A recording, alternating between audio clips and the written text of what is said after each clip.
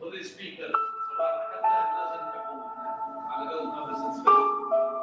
So even this guy is you're a speaker, right? Yeah. No exception.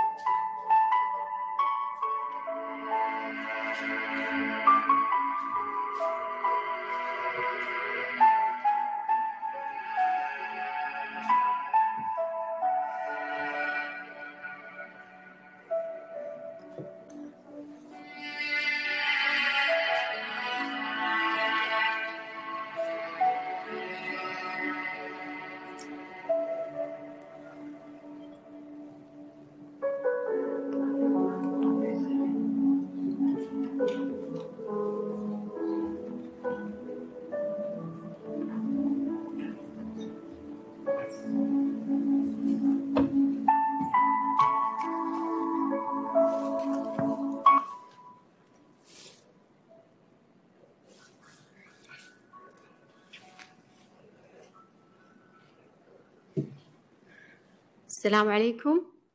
Good morning, everyone. Welcome to Patient Safety Symposium. My name is Taghreed Al-Mathal from Quality and Patient Safety Department at Johns Hopkins Aramco Healthcare. I'm honored to be your Master of Ceremony for Patient Safety Symposium. This is the 7th Patient Safety Symposium and our first virtual one. Our team worked very hard to bring you the same high-quality experience, if not better, despite of all the challenges during the pandemic. I have a few points to start before we begin. If you have any questions, please write them in the Q&A.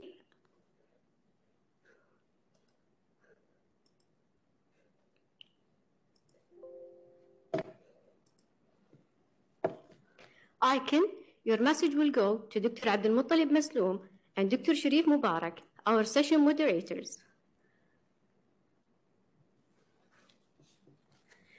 When you log in, please click on the 3 dots as shown here, Q&A, ask a question, then send. Also, this year, we have 8 posters available for your review at the display QR and in the link. Please vote for them before tomorrow midday. With that, please join me in welcoming Dr. Saeed Al-Yami, Chief Quality Patient Safety Officer, to the stage for the opening remarks.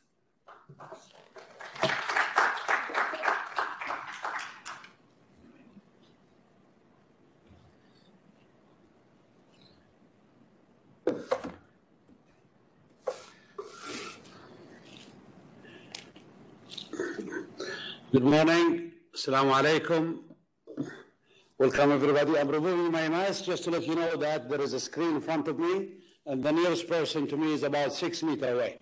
So please, this is important. We are talking about safety, so we should lead by example. I'm really honored to introduce this symposium.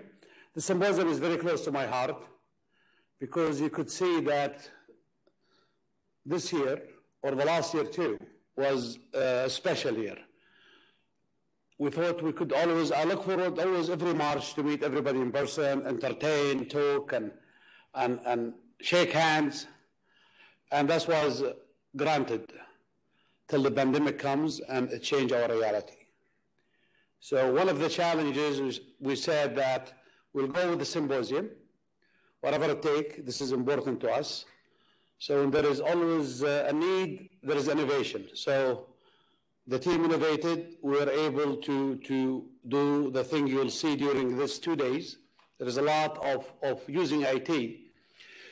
And IT is actually something that you realize from this year on, it's part of our healthcare structure. And you will see that during the presentation, both by myself and primary care and others, that telehealth and IT is an integral part that will continue after the pandemic. It will be a very interesting 2 days. Apart from my talk, you'll find more funny people and very interesting combination. We have national speaker, we have international speaker, and we have local speakers. So you will have a mixture of experience. The theme was selected, by the group, and actually, the most important thing we will learn from these 2 days is what did we learn and what will apply from now on for future interaction.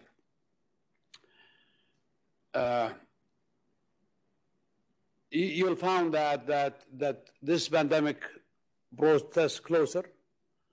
The staff safety is an integral part, and that you learned it the hard way when you have a lot of your people out and people you're afraid they will sick. And once your staff gets sick, your patient also will be not cared for.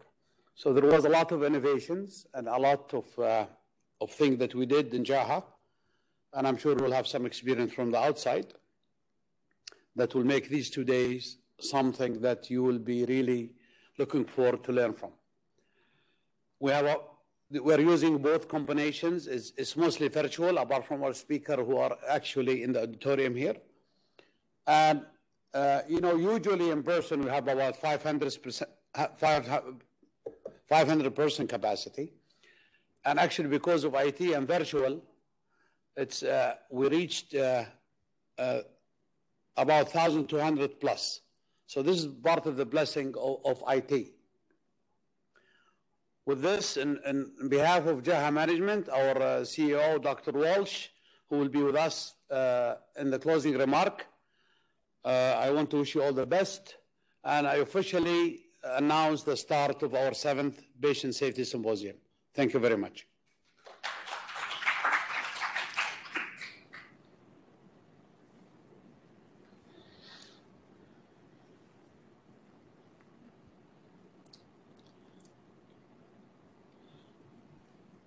I think our session moderators are supposed to start.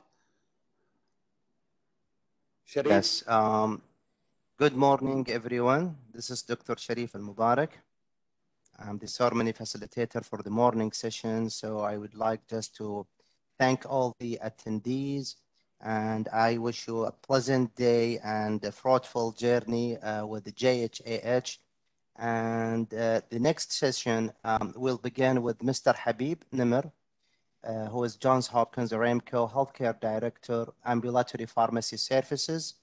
And his title of his presentation will be Patient-Centered Intervention to Improve Access to Medication Management and Care within Ambulatory Care Pharmacy Services during COVID-19 pandemic. Please join me in welcoming Mr. Habib.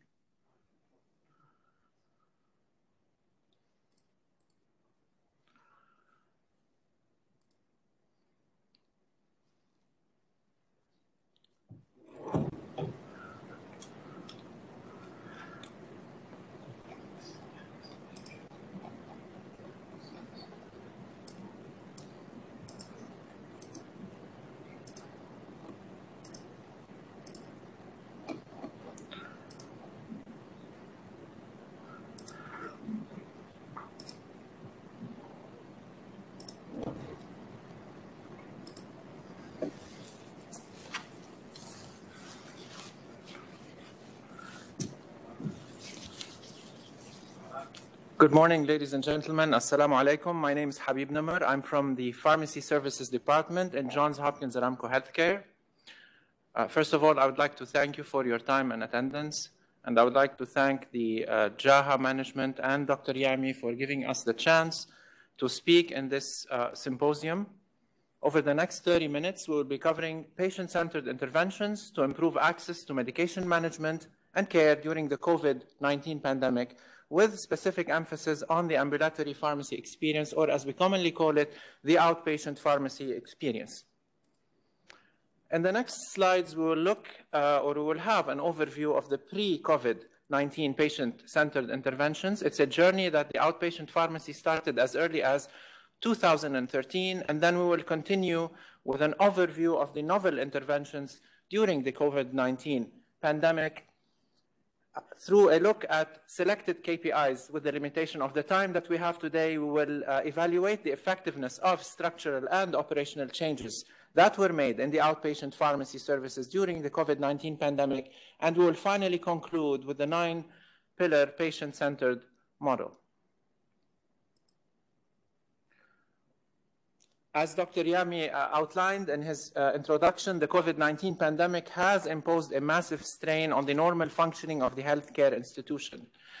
Today is a great example where in the past we used to interact in person with over 500 attendees. Today we are interacting virtually for the first time. This is again a new landmark for our safety symposiums.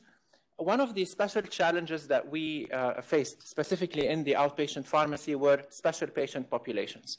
These special populations with chronic diseases are being affected due to social distancing and lockdowns, simply because they become unable to access healthcare facilities for their routine care and dispensing, or what we call medication management. Limiting the spread of disease and ensuring the continuity of patient-centered care by safeguarding the well-being of both our patients and our employees or healthcare staff is a massive challenge in every healthcare institution, including ours. The well-being of both patients and healthcare workers is a cornerstone of every well-functioning healthcare institution. Aligned with the Saudi Ministry of Health directives, Johns Hopkins Aramco Healthcare is undertaking proactive infection control and prevention, including measures to safeguard operational readiness, including the medication management ones. Ambulatory care pharmacists are among the commonly accessible healthcare professionals to the public. Many of you have probably visited our pharmacies, and many of our colleagues also in the institutions in the eastern region or nationwide are very well familiar with medication management, especially the ambulatory section of it. It is a very highly dynamic operation when it comes to the public visits to the pharmacy. We are also aware that the medication management system is a complex system. So implementing a person or patient-centered approach is not an easy step. It's a challenge by itself. This is adapted from the Veteran Affairs National Center for Patient Safety. The medication management process is not a linear process. It is not as simple as initiating from a physician prescription all the way to a nurse administration or pharmacist dispensing. It is way more complex than that. It is a circular process. It's a combination of systems, people, and culture. Each step in the medication use process involves observing, evaluating, and making a decision that can stratify into different outcomes by one or more members of the healthcare team. And because it is difficult to predict the overall system behaviors and outcomes based on the knowledge of only one component in the medication management system, this is the greatest challenge in actually implementing a person-centered care.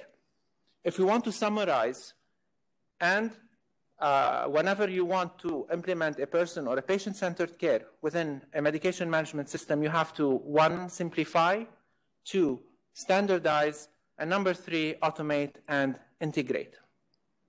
By pairing a patient-centered physical design with state-of-the-art robotic technology for outpatient medication management, Johns Hopkins Aramco Healthcare ambulatory care pharmacies have become one of the pioneers to develop a system focused on a patient-centric culture of safety in the Middle East.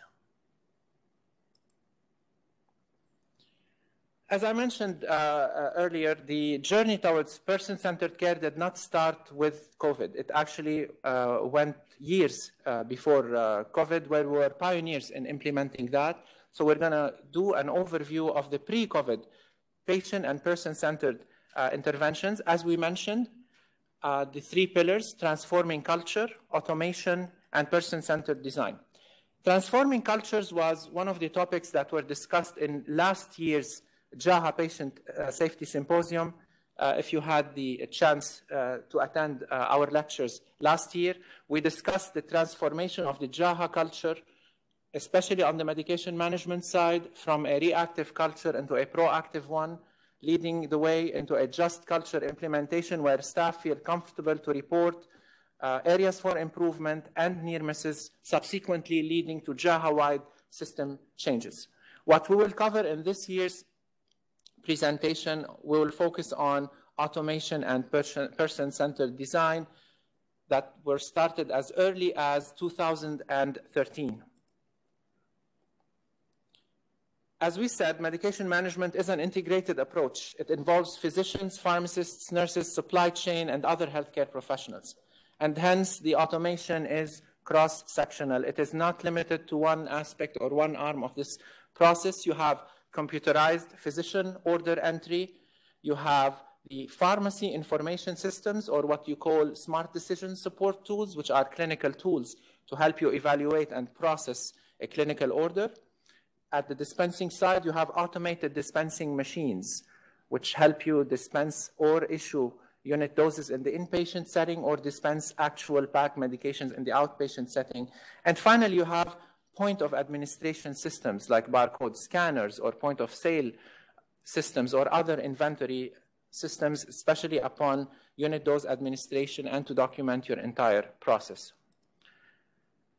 In the next slides, we're going to focus on the ambulatory care or outpatient care, and therefore we're going to look at certain examples of automation in the outpatient pharmacy. So how did we select our ambulatory care robotics? The first step in the triad was looking at the JHAH formulary and comparing that 80% of our formulary medications are available as commercial packs, packs that you are familiar with, 28 tablet packs or 30 tablet packs or 10 tablet packs. And then you have around 20% of your medication that were available as loose tablets or loose capsules. Another factor in looking at automation was the trend analysis of the reported near misses. If you look historically throughout the reported near misses in JHAH, you will see that around 40% of the reported near misses and incident were focused on dispensing or issuing either of wrong quantities or wrong medications. And that was integral for the selection of the correct type of automation. And finally, the third pillar or the third triad in selecting your automation was looking at your physical design of the area. How can you work with either an existing design or how can you actually redesign your area to become more person-centered, to allow for more patient counseling and to complement your automation project.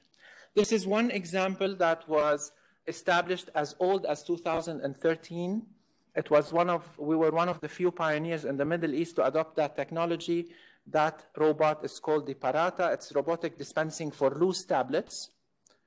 Later on, the robotic dispensing for packs or the consist machine was introduced. If you want to look historically at how a pharmacist used to prepare a medication order, you would see that it involved manual counting. So a pharmacist would spend roughly, for example, 10 minutes in counting and capping and ensuring that you have the right medication, the right dose, the right quantity, while with the introduction of automation, you have machines that actually read the verified order. They prepare, fill, and cap the ready-use medication in a clean technique, and then you have the product available to both the pharmacist and the patient in the most ready-to-administer form, safety ensured also upon filling and dispensing using barcode technology. If you look historically at how medication packs were distributed and dispensed, this is a very old picture, probably 20 years ago, of what an ambulatory pharmacy would have looked like. You can see you had your risk of all medications being stored right next to each other. Look-alike, sound-alike packs were all there, and then you had to manually review the order and then pick and select your medication. With the introduction of automation, with barcode filling and dispensing, you have the machine again that reads the pharmacist's verified order and then presents the medication in the most ready-to-dispense form. As we mentioned, when you want to implement automation in the outpatient setting, you want to review the types of medications available on your formulary. You want to do a trend analysis of your near misses to determine which type of technology is most suitable for you. But then you have the third factor, which is the actual physical design of the area, because without it, it will not complement your automated dispensing technology. This is a map or a prototype of what the physical redesign of the primary care pharmacy in Building 50 was determined to be. The key factor here, again, was adopting a person-centered design, allocating specific areas for patient counseling, because in those previous 10 minutes, for example, that the pharmacist would spend the time counting loose tablets or counting packs, now those 10 minutes can be invested in actually talking to the patient in a patient language, discussing the indication and discovering further areas of improvement to optimize the medication orders. The patient counseling area redesign usually complements your automation project, but it also optimizes access to care. It optimizes your patient education and counseling, and you will discover a lot of areas for improvement when you actually talk to the patient. And finally, it ensures patient privacy. This is a really old picture, again, of how ambulatory or outpatient care looked like 20 years ago, where you had patients standing at a window waiting for their medications to be dispensed in line. I mean, it's obvious that patient privacy is not really optimal in this scenario, and probably patient counseling is neither optimal here. So it would be really hard to discuss indications or really explain to patients how to use their medications in this setup. While if you look at the new physical redesign that actually complemented the automation project, you can see that this design is patient-centered. It allows for the patient to be comfortably seated, to talk to his or her pharmacist, and to ensure both optimal counseling and privacy.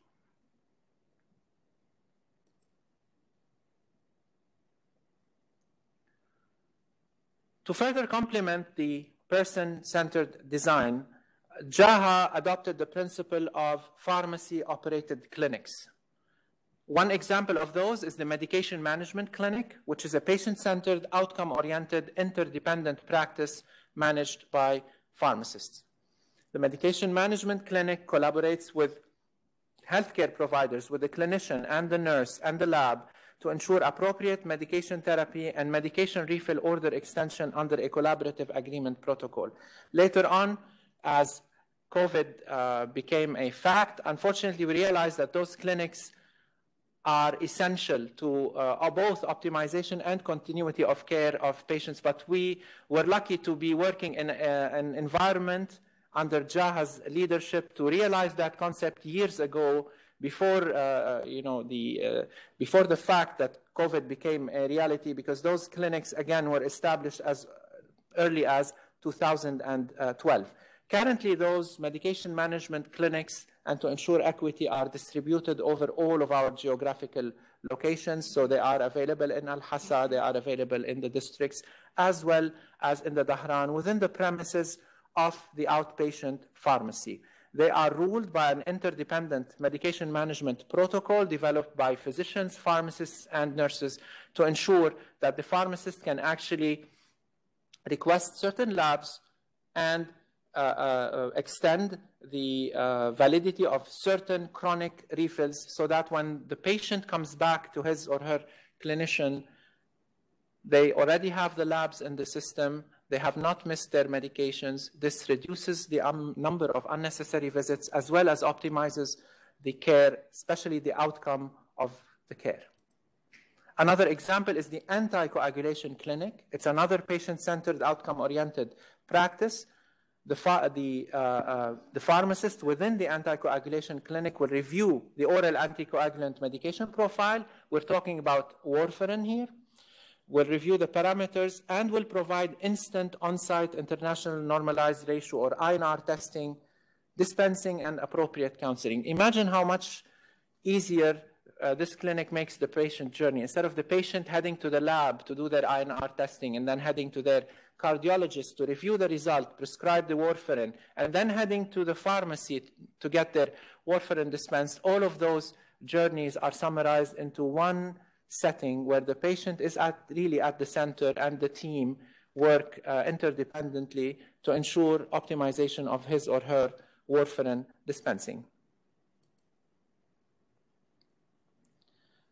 As automation evolved, and with the introduction of Epic, we were able to increase the scope of access of medication management care to our patients. One great example is MyChart.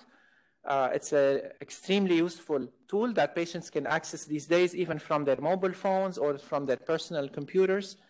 This allows our eligible patients to request refills of existing medications electronically from that application. Furthermore, you can access information regarding your medication or appointments, and you can select which geographical pickup locations you desire.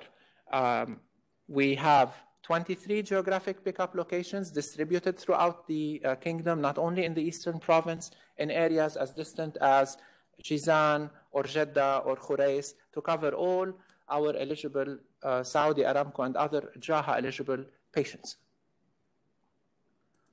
That was a glimpse of the person-centered care that existed prior to COVID-19. With the realization that we were within a pandemic and with all the new COVID restrictions, those person-centered care measures were optimized. It was a bit challenging in the beginning, but they were optimized further to ensure that we continue this great journey of optimizing care and improving access to our patients. I will start to give some of the general guidelines that were implemented in the pharmacy services, and then I will go further into the specific steps and examples. As being part of JHAH, the entrance patient screening was crucial. So all patients who were visiting the pharmacy were being screened at the JHAH entrance. The screening included the temperature check as well as the nursing interview to detect for possible COVID symptoms. On top of manual screening, with the blessing of technology, the electronic screening was also available. So for example, utilizing JHAH's electronic healthcare host system, which is Epic, for outpatient medication management, we were able to develop an electronic banner and a report to help us identify patients who were confirmed or suspected to have had COVID-19. So for example, if a patient have had a swab with symptoms, and then for some reason he or she were able to bypass the manual screening measures, the system would alert you that this patient has had a swab so that you can take the precautionary measures that you need to take.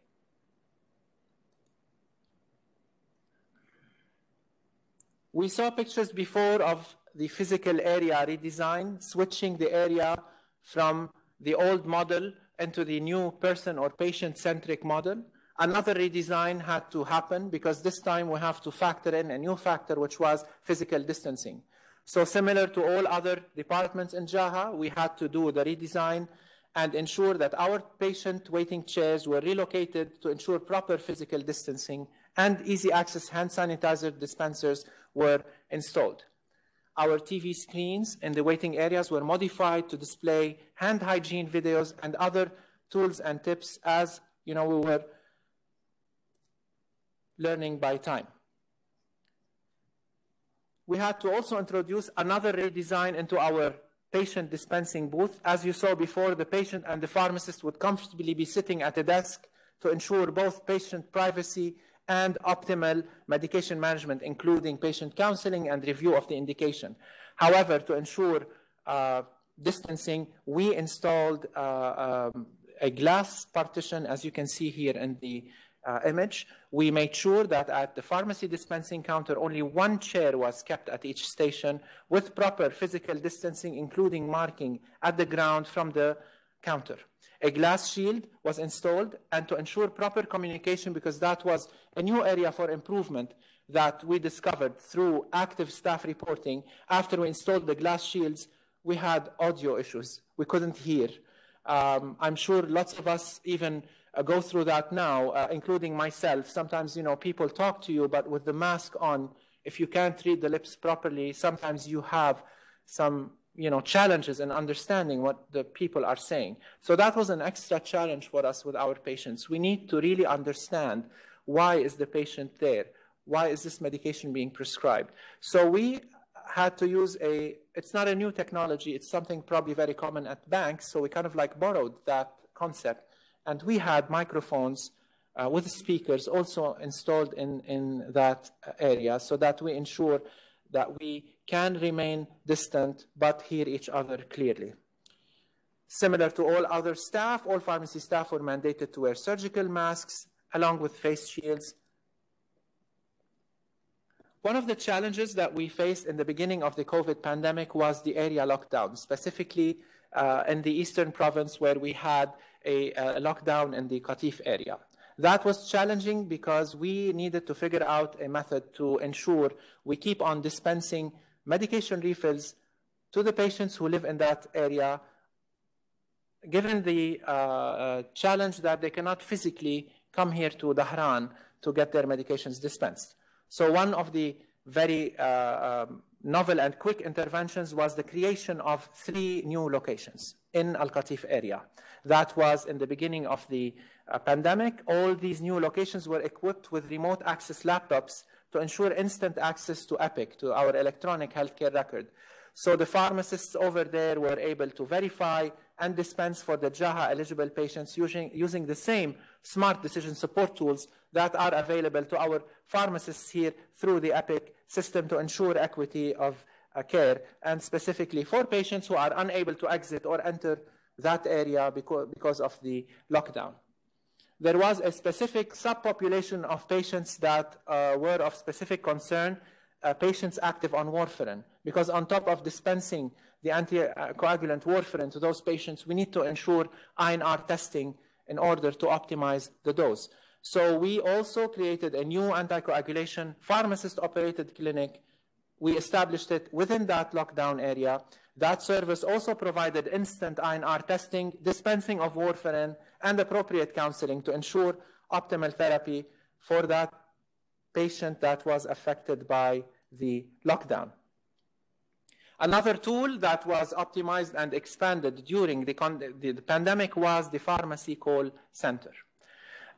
We expanded this center to accommodate 5 pharmacists during operating hours so that we can receive patient calls, whether they are calling for general questions or they are calling for assistance in extending their medication refills or requesting medication refills from their physicians. So it was a great communication link between the patient, ourselves, and other healthcare professionals, specifically within the ambulatory or the primary care service. It accommodated refill requests or clinician requests, sometimes even lab requests, ensuring continuity of patient care. On April 20, 2020, only probably a month and a half after we realized we are in a pandemic, a home delivery medication process was launched. This service initially catered to cancer patients or patients above 60 years for due medication refills via a third-party courier provider. So on top of having access to either the pharmacy call center by actually calling that number or using your phone, the MyChart application, for your due refills, you now had the chance, instead of physically coming to the hospital or to any of the 23 pickup locations to pick up your refills, now you had the option to get the home delivery service where the medication can be verified and prepared by our pharmacy and then transported within the next working day through a third-party courier provider. And that service is still active, and I would like to encourage all our eligible patients or staff members with eligible patients from their families to utilize this service for your chronic refills. The requests can be received via the centralized call center on business weekdays, and they are delivered on the next working business day. On June 11, 2020, we implemented another novel service, which was the drive-through medication pickup process in Dahran. It is, for those of you who have tried it, we would love to hear your comments about this new pickup location. If you haven't tried it, it is located behind the dental building currently in Dahran, and inshallah we have plans to expand to other locations. Again, you have here the option to look at your existing or future refills, due refills, in your MyChart application, but this time, instead of, again, physically accessing the hospital premises, looking for a parking, or, you can avoid all of that hassle now. And through the My Chart, you can request your medications to be prepared and picked up during the or through the drive-through service. And it is open from 8 to 5. And you can actually just pick them up while you are leaving back home after work. Other aspects of automation and technology were also implemented. A lot of them were using the BPAs, or best practice advisories, or what's commonly called as smart, interactive, system-generated pop-ups. So for example, the system was assisting us in obtaining reports for patients who have due refills. So we can call these patients, for example, in advance, and then offer them the option of home delivery. This way we can avoid the patient physically accessing JHAH's premises and try to reduce unnecessary patient flow within the hospital buildings. If you remember, in the beginning of the pandemic, a lot of different medications were used. I can give an example of chloroquine or hydroxychloroquine were trialed initially for the management of COVID. However, these medications were intended also for their own indications. So we wanted to make sure that these medications were prescribed appropriately, as with the Ministry of Health guidelines. So to practically implement the Saudi Ministry of Health guidelines, with the help of Epic, we were able to implement, again, smart decision support tools to ensure that the prescriber is following those guidelines. All of our services, locations, and were sent to the patients and advertised through SMS, JHAH website, and the JHAH social media pages through great efforts from our marketing and communications team. And we also implemented new learning modules to help our staff actually cope with those new changes and guidelines throughout the COVID pandemic. If we want to look at certain numbers, these numbers only reflect 2 months before the COVID and 2 months after the COVID. We're talking here about January, February 2020 versus March and April 2020. So to give you an example on how those services really improve patient access to care, let's look at the number of handled calls by the pharmacy call center. In January and February, we had 4,800 calls during these 2 months requesting for refills or general information, or requesting new medications from their clinicians. In March and April, that number drastically jumped into around 20,000, from 4,800 to over 20,000 patient calls that were successfully handled, requests electronically sent to the clinicians, medications prepared, and then either sent home, either through the home delivery service or later on through the drive-through services. You can see that the number of patients who physically visited the premises in the first 2 months drastically dropped from around 100,000 to around 60,000. This data is only the first couple of months. If you look at the whole year data, you will see much more drastic improvements, which prove the efficacy of these interventions. Another example are the 3 temporary locations that were created between March 11 and April 30 in the Qatif area. So those 3 locations collectively had around 19,806 patients who presented to these locations and got their chronic refills dispensed. This made sure that all of their medications had no interruption, and this ensures the outcome of their clinical management. So in conclusion, the JHAH pharmacy continues to focus on initiatives and challenges related to person-centered pharmaceutical care, whereby pharmacists are involved in direct management and optimization of the medication management and access to care. And we are currently adopting a 9-pillar person-centered approach, where the person or the patient is right there in the middle, and we have all of the automation changes, system changes, structural and operational redesigns to ensure that we optimize the patient care. Although these changes have resulted in challenges for us, they have proved useful in optimizing access to patient care and adherence to patient and person-centered model. I would like to thank you again for your time, and inshallah, this will be a very successful and fruitful conference. Thank you so much.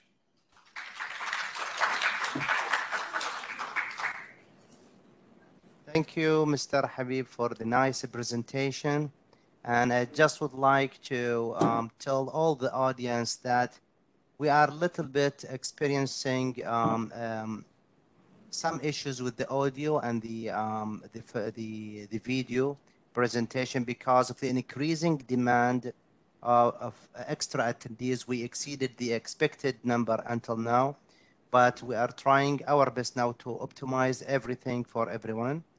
And thank you again, Mr. Habib. And now, ladies and gentlemen, our next speaker is Dr. Ammar Sattar, who is a primary care physician in Dhahran. He is the chairperson of Person-Centered Care Committee. Today, Dr. Sattar will be discussing Crossing the Pandemic Child Innovation in Primary Care. Please join me in welcoming Dr. Sattar. Thank you very much, Sharif. Assalamu alaikum, everyone. Good morning. Nice introduction. My name is Ammar, one of the primary care physicians. This morning, I'm really going to address how primary care has responded to this chasm, this immense chasm that's really been created by the pandemic. And it really is immense with an impact on everyone. Some of the themes that we're going to go through are focusing on the effect of COVID in general on primary care, global innovation that not just us, but across the world that people have put together, a special mention on video consults. We'll look at some of our JHAH experiences and then staff well-being, which I think is really important. So, look, during lockdown, one of the things I did was we all turned to technology. So my 11-year-old daughter wanted an iPad, and we went and bought her one with one of those pencils. So this was, I came across this as a picture that she'd created, and this was her interpretation of what was going on with COVID. And I actually think it's a pretty fair representation. You know, we all went out and we invested in technology. I went out and bought the iPad. We did things, we learnt new skills. We did things outside our comfort zones. And she's certainly not, you know, art was not her strong point. So she went and did this. Third thing, you can see that, you know, so healthcare workers there were really pulling at COVID. We were trying to really pull the curve down. And you can see the corner's been turned. And hopefully that corner being turned has been the availability of the vaccine. You is kind, you is smart, and you is important. That may sound familiar to you. Well, it was a film that I recently watched, but it's from a book called The Help. And it's an American blockbuster film. And you've got this African-American nanny, and she's got the child that she's looking after on her knee. And she whispers this to his ear. And this really resonated to me. Because, do you know, I think in this time with COVID, this is what we need to repeat to ourselves, our colleagues, and our staff, because really that's just the fuel that's kept us going and will keep us going in this pandemic. Because COVID has impacted every single one of us. And it's really made us realize that both the problem and the solution is multifaceted.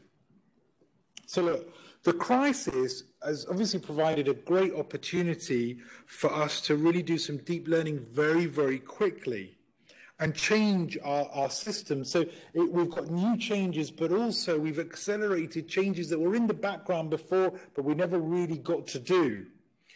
Most of these have been in secondary care, and you could say most of the literature has really forgotten the impacts on primary care.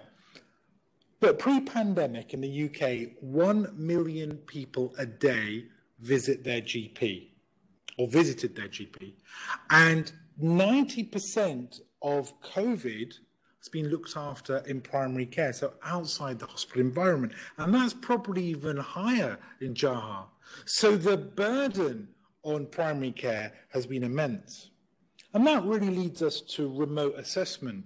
You know, internationally, remote assessment has meant two things. So it's the proliferation of technology, which we've also seen here, but also a change in professional roles. So all of us have been doing everyone's job, and that's been fine. We've been mucking in, but that's a real strive forward, actually. But these changes, there's a caveat, because they are potentially at significant risk of fragmenting the care that we offer our patients. Health-seeking behavior, that's certainly changed of our patients. Look, there's been a reluctance to come in. I remember last June, there were rumors flying around, and it's not just about our hospital, but JHAH is a place where they've got lots of COVID cases. So if I go into JHAH, I will catch COVID. Or that, they were afraid, they were concerned. And actually, that meant that people with chronic conditions, people with kidney disease, ischemic heart disease, diabetes, were no longer coming to see us. So technology hasn't necessarily been the golden solution, because you often marginalize the most vulnerable groups. And you lose that face-to-face human interaction, which causes anxiety, both with patients and us. So really, on that, the challenge is, how can we be compassionate when communicating remotely? So the next one, look, co-worker support. Resilience is really vital. Look, we must support each other. I know, and I can relate to every single one of you in the room and all the 1,200 people that we've got hopefully listening, that at some point in the last year, you've been anxious, you've been worried, it's really affecting you, you feel overworked, potentially burnt out, depressed. I understand that. We've all been feeling through that. And it's not just the anxiety and the depression, because these are the manifestations of burnout. But what burnout really is that you become disengaged and estranged from our patients. We begin thinking it's a chore. Work is relentless. And we really need to support ourselves through this. And of course, how does that apply to patient safety? Well, look, I think our anxiety levels are plus at the moment. So we don't have time for that internal reflection and the communication, and this results in defensive decisions and miscommunication. And I think this is applicable not to primary care, but to EMS, to the wards, to everywhere. And that is a potent cause of patient error. Changes in healthcare outcomes. I mean, I think, look, we know this. Areas of deprivation equal more exposure to COVID. These patients in areas of deprivation have underlying conditions that make the mortality rates and morbidity rates higher. This is something that we really need to understand, and it creates inequality. There was an article in the Times about 3 weeks ago, which was really interesting, because the headline was, COVID will become a disease of poverty. And the comparison it gave was tuberculosis in England. So it looked at places in Birmingham, the second largest city in the United Kingdom, and it found that some wards, so you have places called Alum Rock and Sparkhill right in the middle, had the highest rates of COVID because of ethnic minorities, overcrowding, people not respecting social distancing, and yet the lowest levels of uptake of COVID-19 vaccine. Conversely, you go to Solihull and Edgbaston right on the peripheries, and you find the rates of COVID now non-existent, and practically everyone is immunized. So really, this has got the potential to become, especially in some parts of the world, a disease of poverty. So moving on, some of the innovation that's been done. There's been lots of innovation with stuff, PPE. Well, look, we knew there's a world shortage. We're very privileged working here. We've had ample access to PPE. But one of the things that we've managed to do is use PPE much more appropriately. And I can certainly tell you from the times in last February, March to our practices now, we're really preserving that. And worldwide, it's interesting that 90% of PPE pre-COVID was manufactured in the United States, China, or Germany. And now countries are becoming self-reliant. Diagnostics, the WHO mantra, test, test, test, has meant we've rapidly advanced in this. And I think you've seen that at JHAH, where we didn't have the test, so we do, now we're able to really turn it around so quickly. Vaccines, who could have imagined a year ago that we would already be mass vaccinating people in the world of a disease that we'd never heard of? Immense progress. Infection control. A lot of distilleries who produce drinkable alcohol have actually switched their production to alcohol gel just because they've needed to, and of course it's profitable. Space. We'll talk about quarantine places later, but we use hotel facilities. We redesigned patient flow within primary care. We offer drive-throughs, as Habib told us a great lot about the way that the pharmacy has adapted, and we did that with this swabbing, and who knows, we may well do that with vaccinations, and lots of temporary buildings across the world. We have the Nightingale hospitals. We've got large field hospitals set up very, very quickly, and as a testament to our success, really.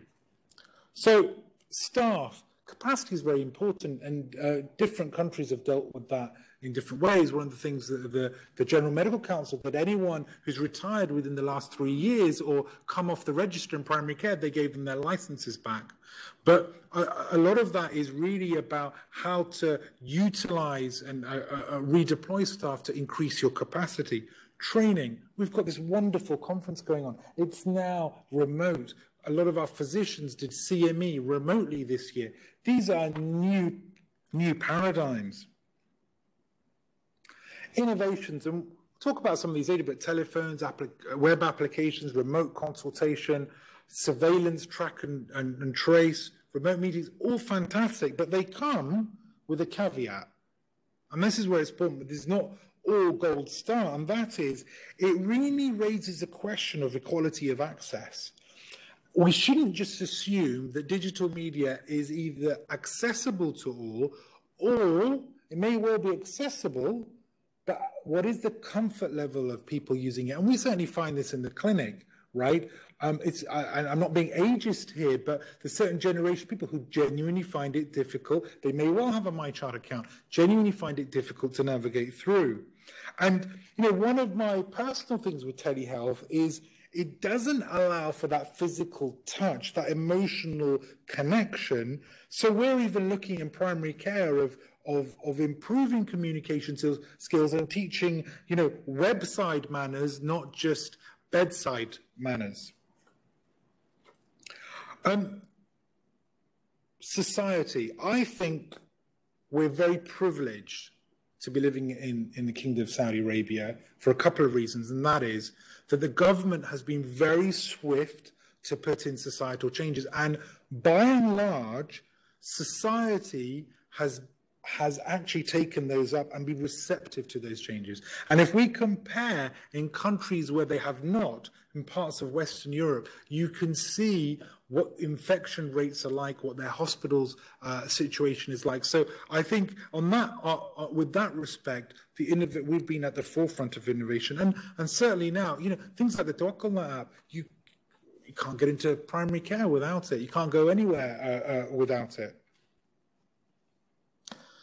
Video consultations. I think a special note on this because pre-COVID, there's a lot of randomized control trials, admittedly with low power, right, that showed increased satisfaction with patients and staff, no difference in disease outcomes, and decreased cost. But the patient population that's being looked at is highly selective people in this literature with chronic diseases. That's largely irrelevant to people who are acutely unwell with potential of COVID or potential to go south very quickly. So that's something to bear in mind. Of course, there's a lot of concern about patient safety, accountability, which may or may not be true. That's fine. But I think, look, there are clearly some barriers to uptake that we need to address.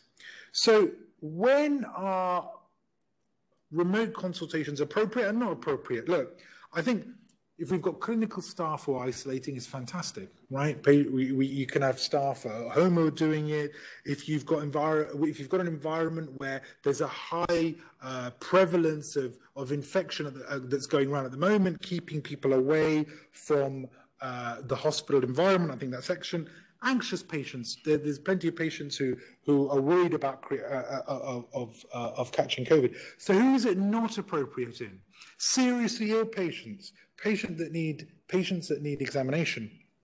It was a nice review article by Hammersley and her colleagues that basically compared virtual visits with real-time visits.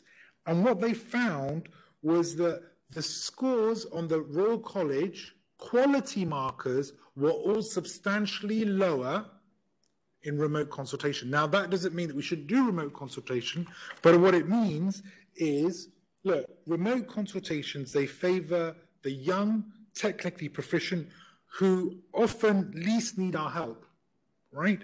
So when we're looking at the future, they're here to stay, which is great. It's a great asset in our armory, but we need to work in terms of the quality that we offer in these consultations, because this will become our bread and butter work.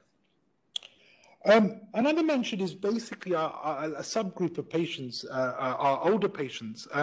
Look, our older patients are much more likely to have chronic conditions and severe form of disease if they catch COVID, and therefore adverse outcomes. Between the 17th of February and the 10th of May last year, so those 3 months, a peak of COVID in the UK, telephone consultations doubled, home visits went down by 2/3, and face-to-face consultations went round by about 30%. However, if you were on more than 10 medications, right, the face-to-face consultation rate went up by 9 times. So that shows to us that if you have someone, chronic diseases, multiple medications, they often need face-to-face visits. And the interesting thing was that this study was done in the south of England, that there was a lot of practice-level heterogeneity, which basically means that one size doesn't fit all, and even neighboring practices had very different results. So I think here the message is that we really need to think about how we look at our older patients. And within JHAH, what we've started to do is really get our case managers on board so that we are proactively looking at these patients, those on multiple medications, seeing how we can help them and organize visits for them. So some of the next few minutes, I'll talk about specifically what the Wellness Institute and some of our other stakeholders have put together with us. So the quarantine facilities, some of the research. Look, most people in primary care had never been involved in research, and I can quite proudly say that we've managed to get several papers published out of this, and that's been a great opportunity for people. It's been lots of innovations, and we've really tried to focus on staff support. It's actually, to this day, March the 14th, I remember it vividly. It was a Saturday last year. I get a phone call from Dr. Kahtani about midday saying, look, we need you to come in because we've got a plane load of people coming in and we need to quarantine them. And that was about midday. We met at 2 o'clock in Park Inn, and the flight was supposed to be arriving at 8 p.m. We received our first guests at 10 p.m. that day. And really, before we started, we went through a process. Our Swot analysis showed by far the biggest strengths that we had was an immensely supportive leadership who let us get on with it, gave us the autonomy to do what we needed, and really highly skilled, motivated staff. And the opportunity with people, we just wanted to serve humanity. We just wanted to serve people of this kingdom and really do our best. It really was a multidisciplinary approach. I mean, we had over 140 people involved, and it was across 9 sites, physicians, nursing. I mean, I met some fantastic people. These database management guys were absolutely fantastic. And yeah, we really needed to keep up with the facts and the figures. The housekeeping staff, the drivers, it really was a true team effort with multiple stakeholders. And we did lots of innovation. What I'm particularly proud of, the admission team. I think the concept of, you've got a plane full of people, you've got 6 buses coming, their luggage is all over the place, it's not in their corresponding buses, right? And you've got to check in 150 people into their hotel room, screen them for making sure they don't have a fever, any cough, etc., and get them checked in as soon as safely as possible. The first time that we did this, it took us 3.5 hours. That was on the 14th of March.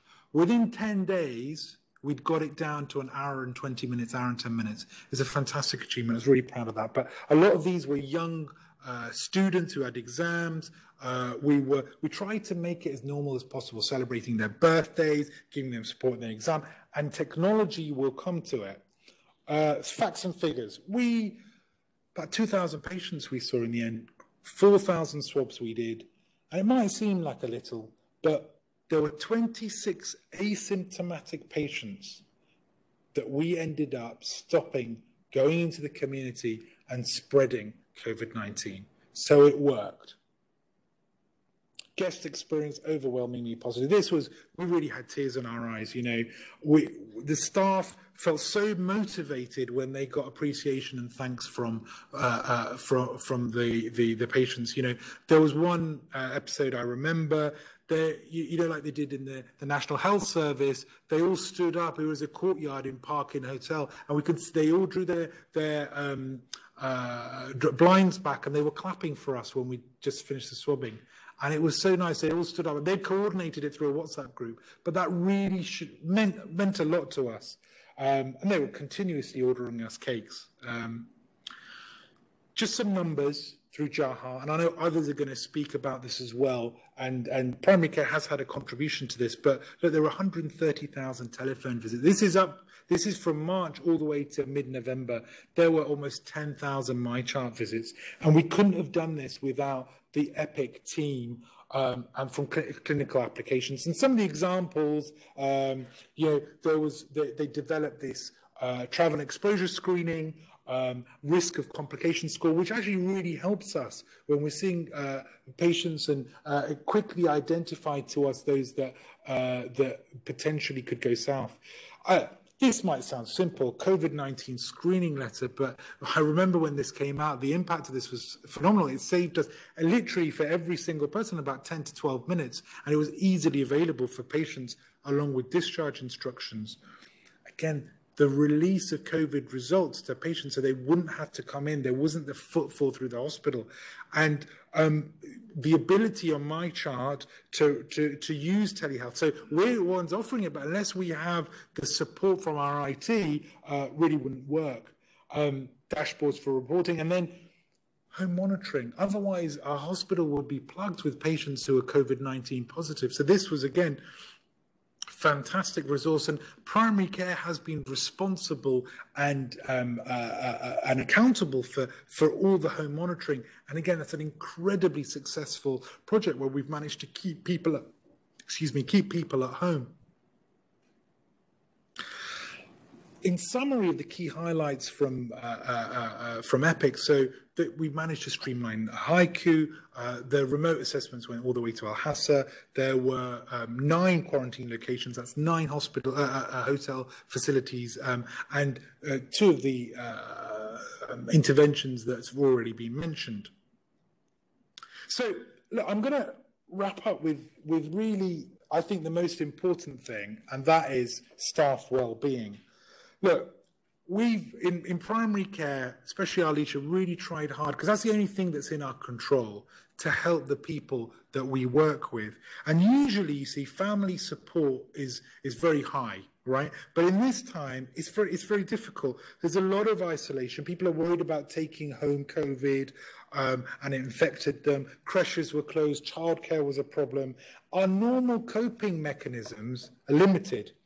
And essentially, this is a perfect storm of stress and anxiety. You have stress at work, you've got stress at home, you've got all these unknown variables. When are we ever going to travel? When are we going to get out of here? And this accelerates burnout. And I think here, an understanding that healthcare workers really don't have great coping mechanisms. They're maladaptive. You know, we blame ourselves. We think we're not good enough. We avoid, and potentially we even turn to drugs. But there are some protective factors, and the three protective factors to this, firstly, is really your number of years of service that you've done. So I think, you know, speaking to colleagues who are more experienced, have been there and done that, has been really essential. But also, here's the next two. The perception of adequate training for me to be able to deal with this, and the perception of organizational support. So just as I finish off, really the interventions, and that's all been about our leadership offering empathetic communication. This has increased or increases morale, increased morale of your workforce, increases patient safety.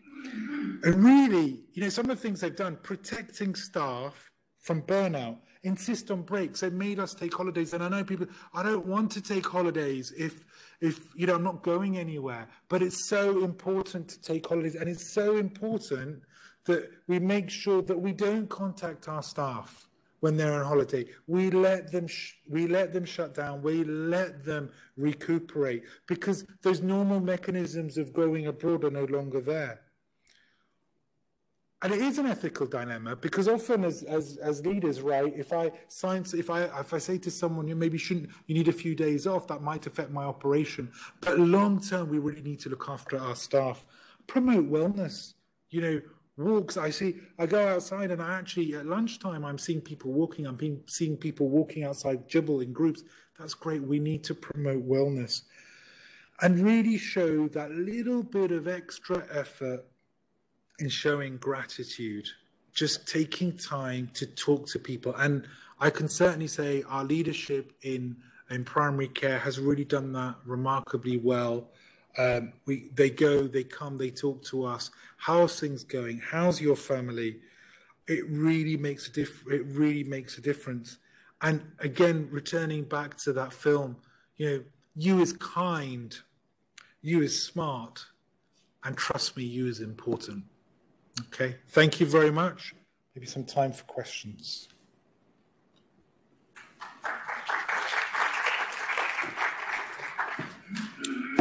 So, no, do we have any questions? Thank you, Dr. Sattar. Wonderful presentation. From the screen I have here, I have no questions for you. I'm not sure if anyone in the main auditorium want to ask something directly, but so far I don't have any questions. And thanks once again, Dr. Sattar, for the wonderful presentation. No questions? No questions. Thank you very much. Thanks a lot. So if there is no questions, we're going to go to the next presentation. Our next session is titled COVID-19 Pandemic, Resilient Response of Healthcare Organizations to a Low Chance and High Impact Event, which will be delivered by Dr. Jafar Tawfiq. Dr. Jafar Tawfiq, JHAH Director of Accreditation and Infection Control Division. Please join me in welcoming Dr. Jafar.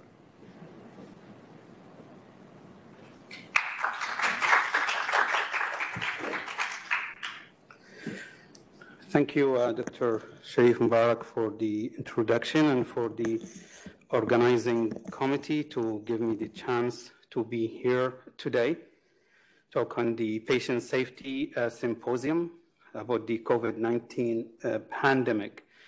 I think every one of us and each one of us had been affected by the COVID-19 pandemic somehow.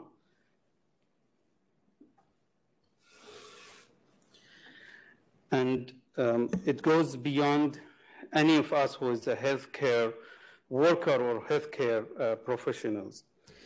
In the next 30 minutes or so, I'll give some light on the COVID-19 pandemic. How did it start? What activities had been put in place?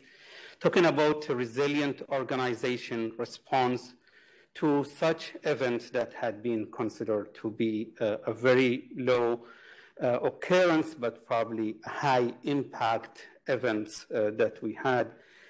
In the last 10, 20 years or so, many of us had encountered emergence of viral infections. We have seen SARS in 2002. We have seen H1N1 swine flu in 2009. We had seen the emergence of Middle East respiratory syndrome coronavirus in 2012. And then in end of 2019, we have seen the emergence of the COVID-19 and severe acute respiratory syndrome coronavirus 2.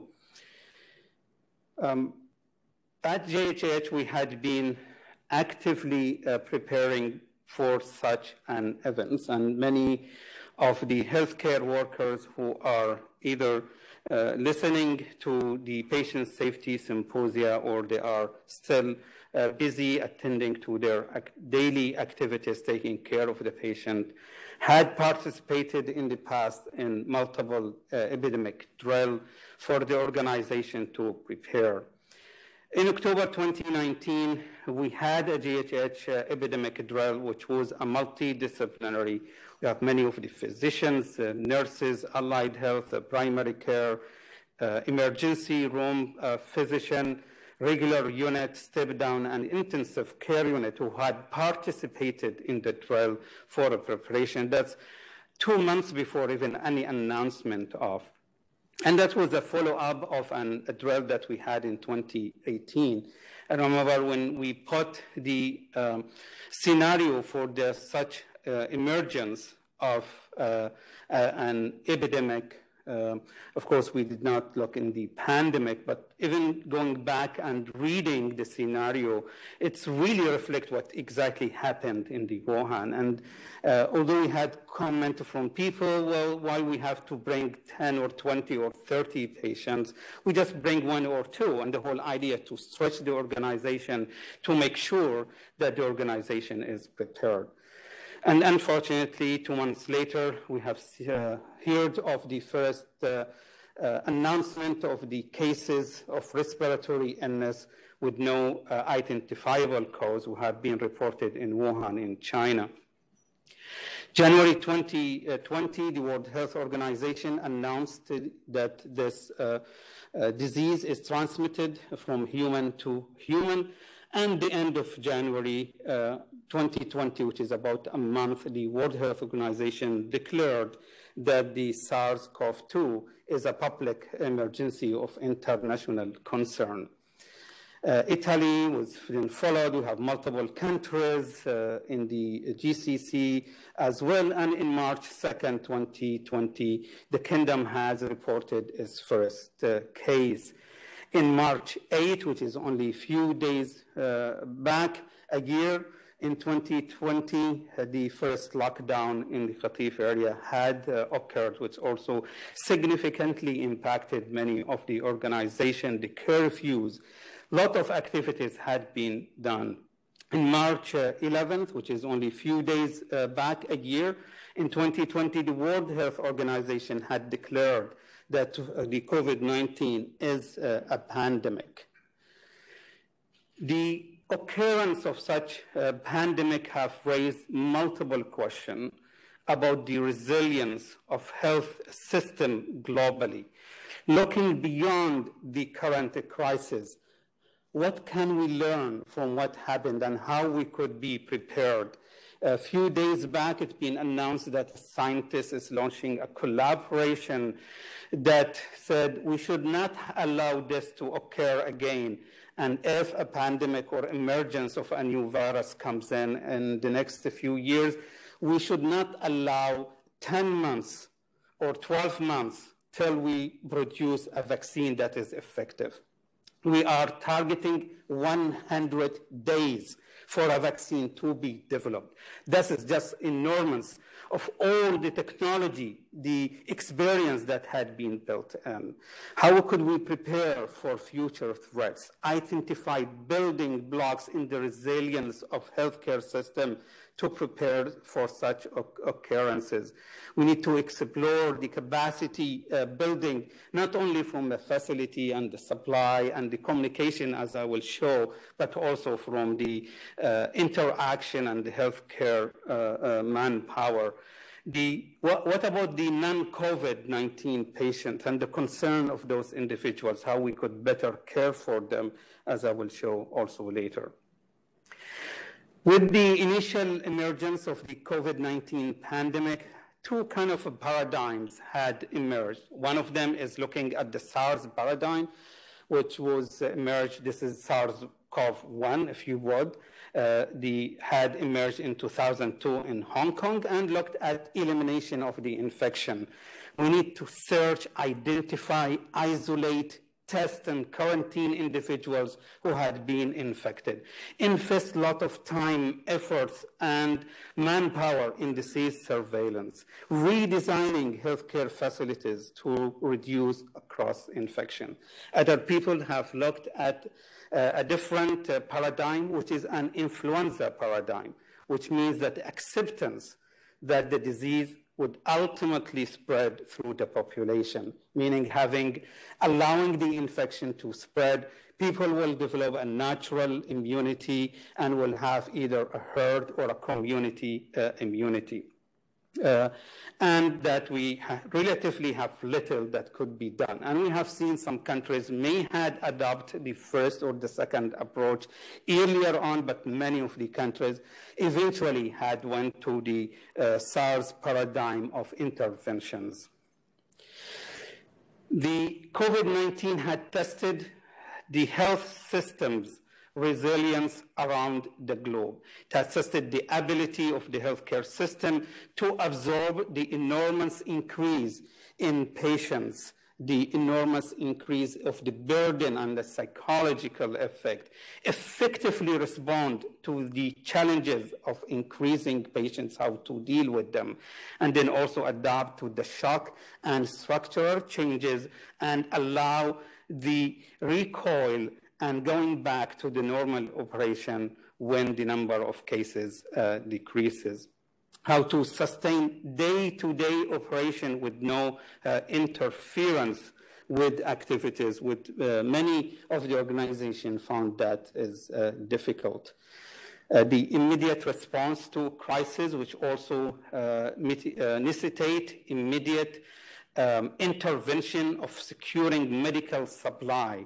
And I think all of us who are in JHAH here appreciate the tremendous time efforts that our supply chain had put in place to secure the supply. We have seen around the globe how the supply of medical personnel protective equipment had run out, and individuals either using homemade gowns and homemade surgical medical mask. We had ensured the availability of the healthcare workers to deliver the care, lot of interruption, lot of quarantining, isolation, need for people to come back, but they couldn't come back to the country because of an interruption in the international flight.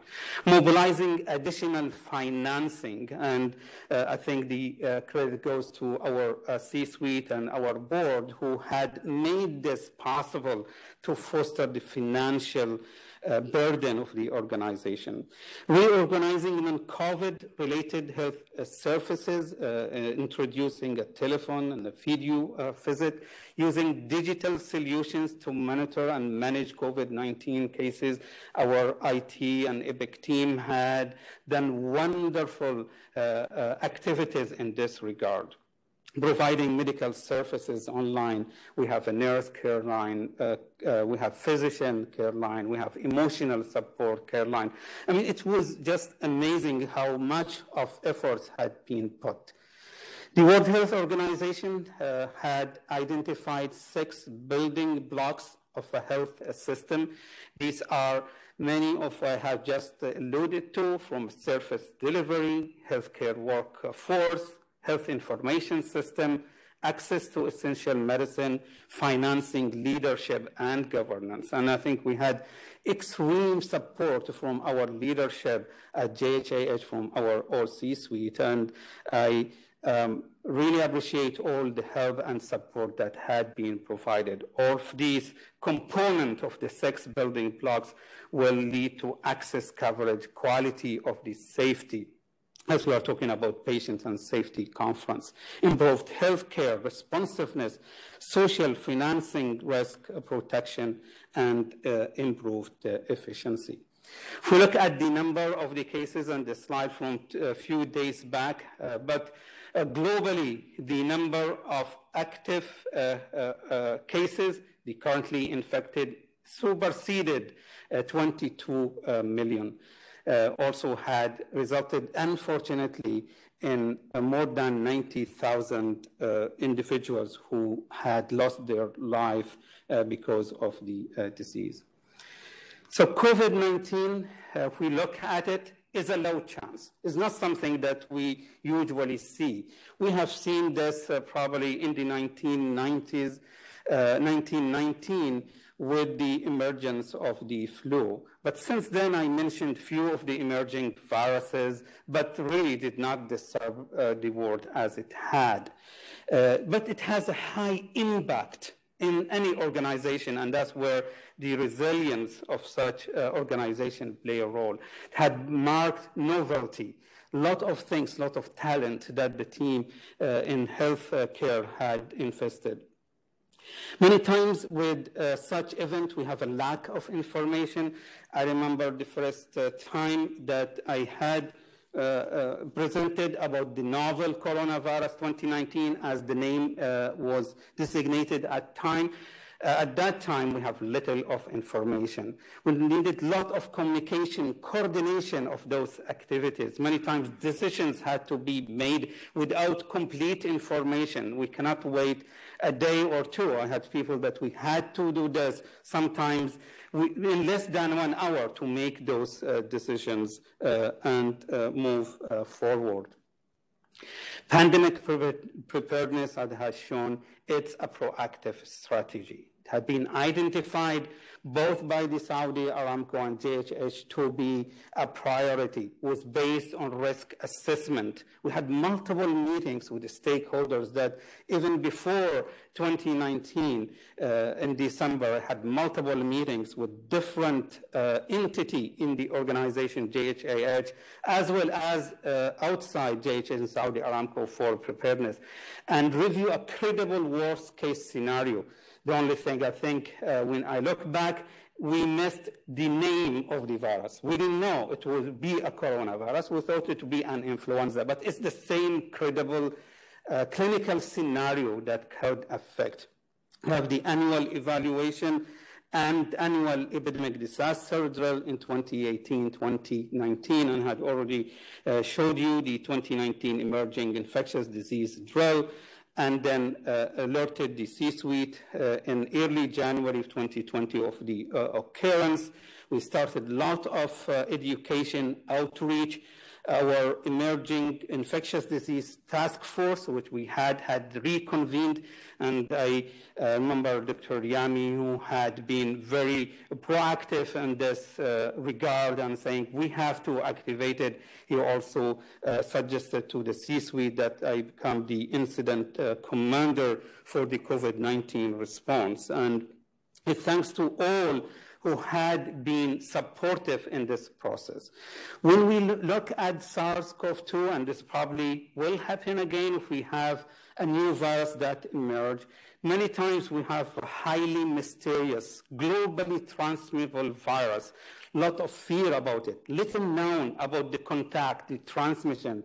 Was it airborne? It's not airborne. Is it a contact? Is it direct or indirect? Is it a droplet?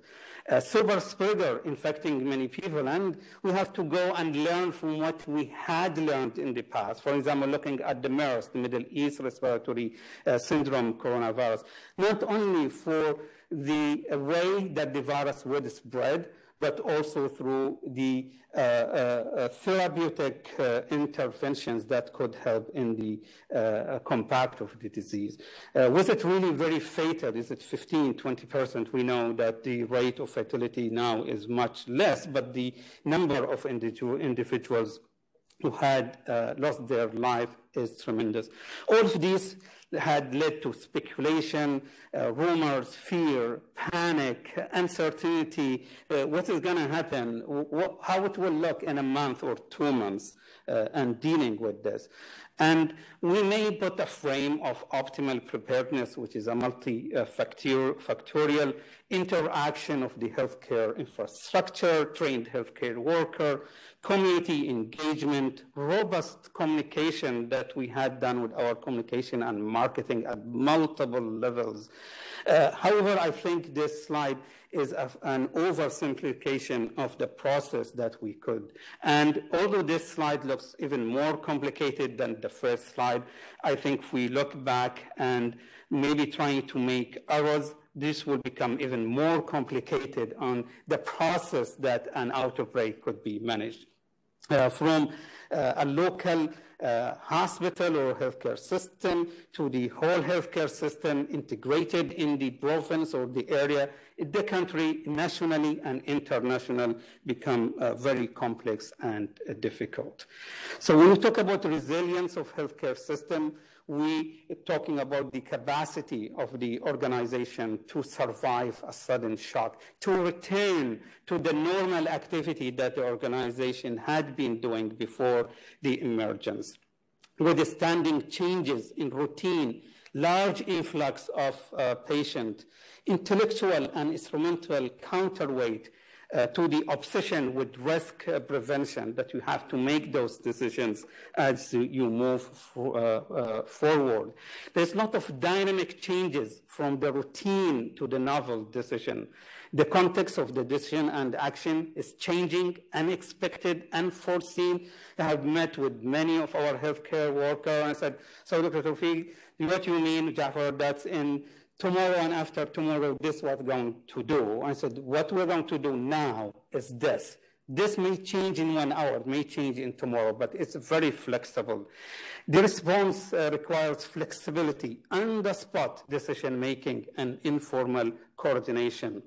We needed to change maybe from what people may think of rigid clinging into pre-existing routine to a changing structure of the processes. Some of the factors that may lead to increasing organization capacity for improvisation rather than the routine is increasing autonomy, maintaining a structure with clear lines of communication and coordination. And that sometimes become difficult during a pandemic. Especially with the different stakeholders, different mode of communication at this point of time with the social media and so forth. We had to improvise. We have to deal a lot of large number of influx of patients. We talk about zone 1, zone 2, zone 3, critical patient, ICU, quarantine, retaining travelers, those who are symptomatic, mildly asymptomatic. I mean, it was tremendous efforts that had been put on the organization, but I'm very proud that if each one of the staff at JHAH, physicians, nurses, allied health, who had really showed commitment to that improvement. It's just one slide to show some of the guest statistics that had arrived to zone 1, which is a quarantine from traveler. More than 1,900 individuals, they had to be taken care of. They have to have swabs first and second. How many of them needed to go to the hospital for admission? For COVID was only 1.2 and non-COVID was 0.7%. Having those facilities needs a lot of also catering, a lot of food, how to ensure the safety of the food and the meals being delivered to the guests, and also satisfy their expectations and their needs.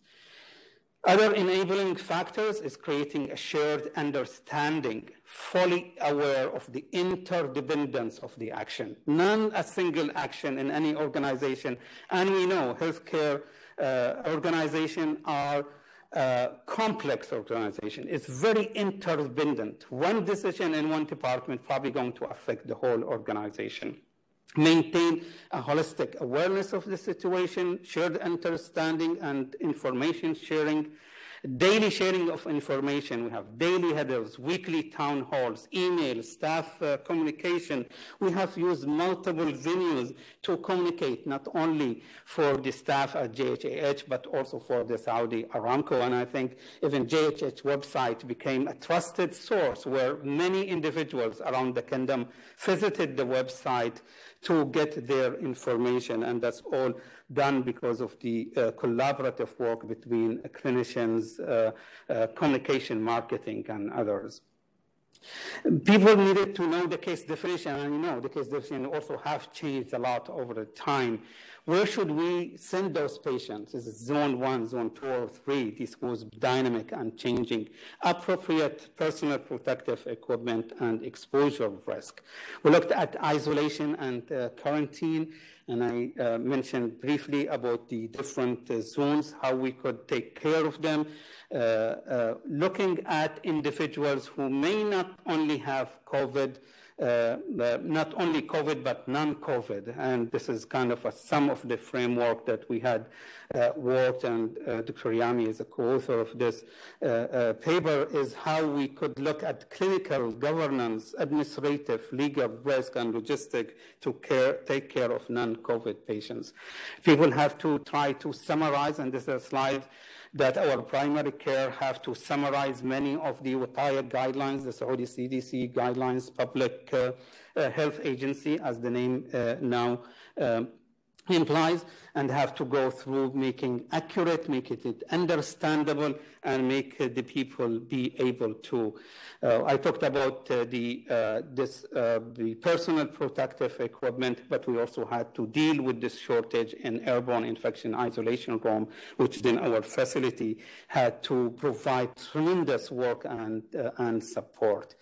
Workflow, what do we do with the contact? What we do with retaining travelers, especially initially when we did not have any laboratory capacity in our organization, and thanks to our lab personnel who worked very hard with the Saudi government, and they were made available to us, the testing in-house. But before that, getting the paperwork, results in hard copies, sending from epidemiology, infection control, from infection control to the different departments and activities. Improvisation, our primary care had to work a lot of swabbing, drive through swabbing, increasing the capacity. It's a very tremendous activities. The infection control had also to spend a lot of time and efforts sifting through the different activities, making sure in the compliance of healthcare workers, like the police and the organization, but few of them had stayed behind to help in the organization. So it's a very tremendous work had been done. And talked about the EPIC enhancement. This is, for example, from our IT and EPIC team. A lot of activities would be put behind. And if I need to talk about each one of those activities, I probably need 1 hour to go through each one of these elements. I know some of them are being covered in other sessions and presentation during the program today and tomorrow, but look at it from COVID travel exposure screening, the release of the results for the patient in my chart, screening letter, status line. A lot of activities had been put and showed in my chart, so our beneficiaries will also be able to utilize these supporting features from the My Chart. Patient-initiated arrival homepage had been redesigned for easiness of access of our patient to the data and the information that they need at the spot. And of course, we are still continuing to observe an increasing number of cases. I think in January at the Kingdom, we have seen significant reduction in the number of the cases. Unfortunately, after that, we kind of a stable number of 300, 400 cases every day, which then indicate to us that we still have to observe all the infection isolation precautions that we need: social distancing, hand hygiene, universal masking. And luckily enough, the Kingdom had made available the COVID-19 vaccines to all citizens and residents of the country free of charge. Saudi Aramco, JHAH, was in the lead to make the vaccine available for the organization for all the eligible medical recipients. Mr. Salim al-Shihri, who've been leading the task force, and the team, they are working day and night to make this happen. They have been calling individuals, make it in the RAC, in the clinics. We have many individuals in the organization who are helping to provide the vaccine at the as easy as possible to the individuals. I'm very happy that see more than 2 million, especially in the last week or 10 days, where the uptake of the vaccine had been increasing. And we should continue, because that's how we're going to end this pandemic. We should not wait until the other people around us get vaccinated. We have to lead by example. We are a healthcare worker, take the accountability of promoting the vaccination. We should not wait till the best available vaccine. Every vaccine have shown to be excellent in decreasing the mortality, the death, 100%. Decreasing the hospitalization was very significant also. So we should capitalize in what the science and the medical field had developed for us in order to end this pandemic. And that's leave me with 2 minutes to come to the conclusion that the construction of a new order is required by creatively utilizing existing resources, structure, and processes, and enabling their recombination. Without the benefit of time, and I said many times, we don't have the time during a pandemic. Preparation is superseded by improvisation. We still have to prepare, but many of the things that we had encountered, we have to improvise for it. We have to make decisions at the point, increasing autonomy, maintaining structure, and creating a shared understanding of the situation. Critical leaders can increase their organization capacity for improvisation. With that, I'll come to the end of my presentation, and thank you very much.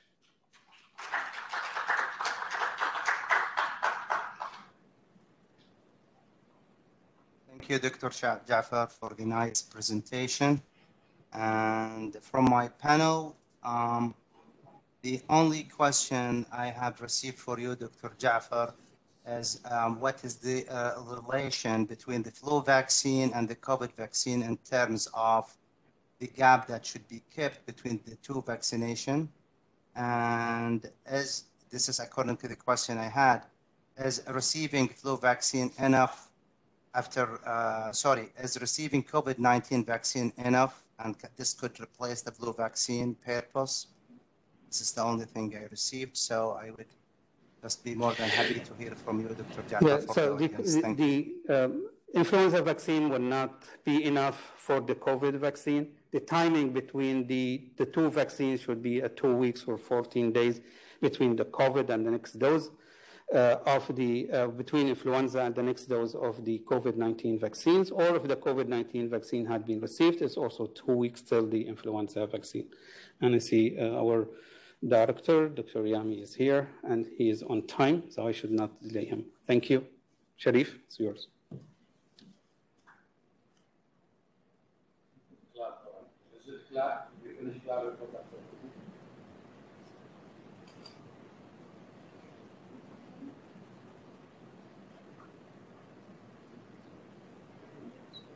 Our next speaker now will be Dr. Saeed Al-Yami, Johns Hopkins Aramco Healthcare Chief Quality and Patient Safety Officer. Dr. Alyami will present the equality leadership during the pandemic. Please join me in welcoming Dr. Saeed.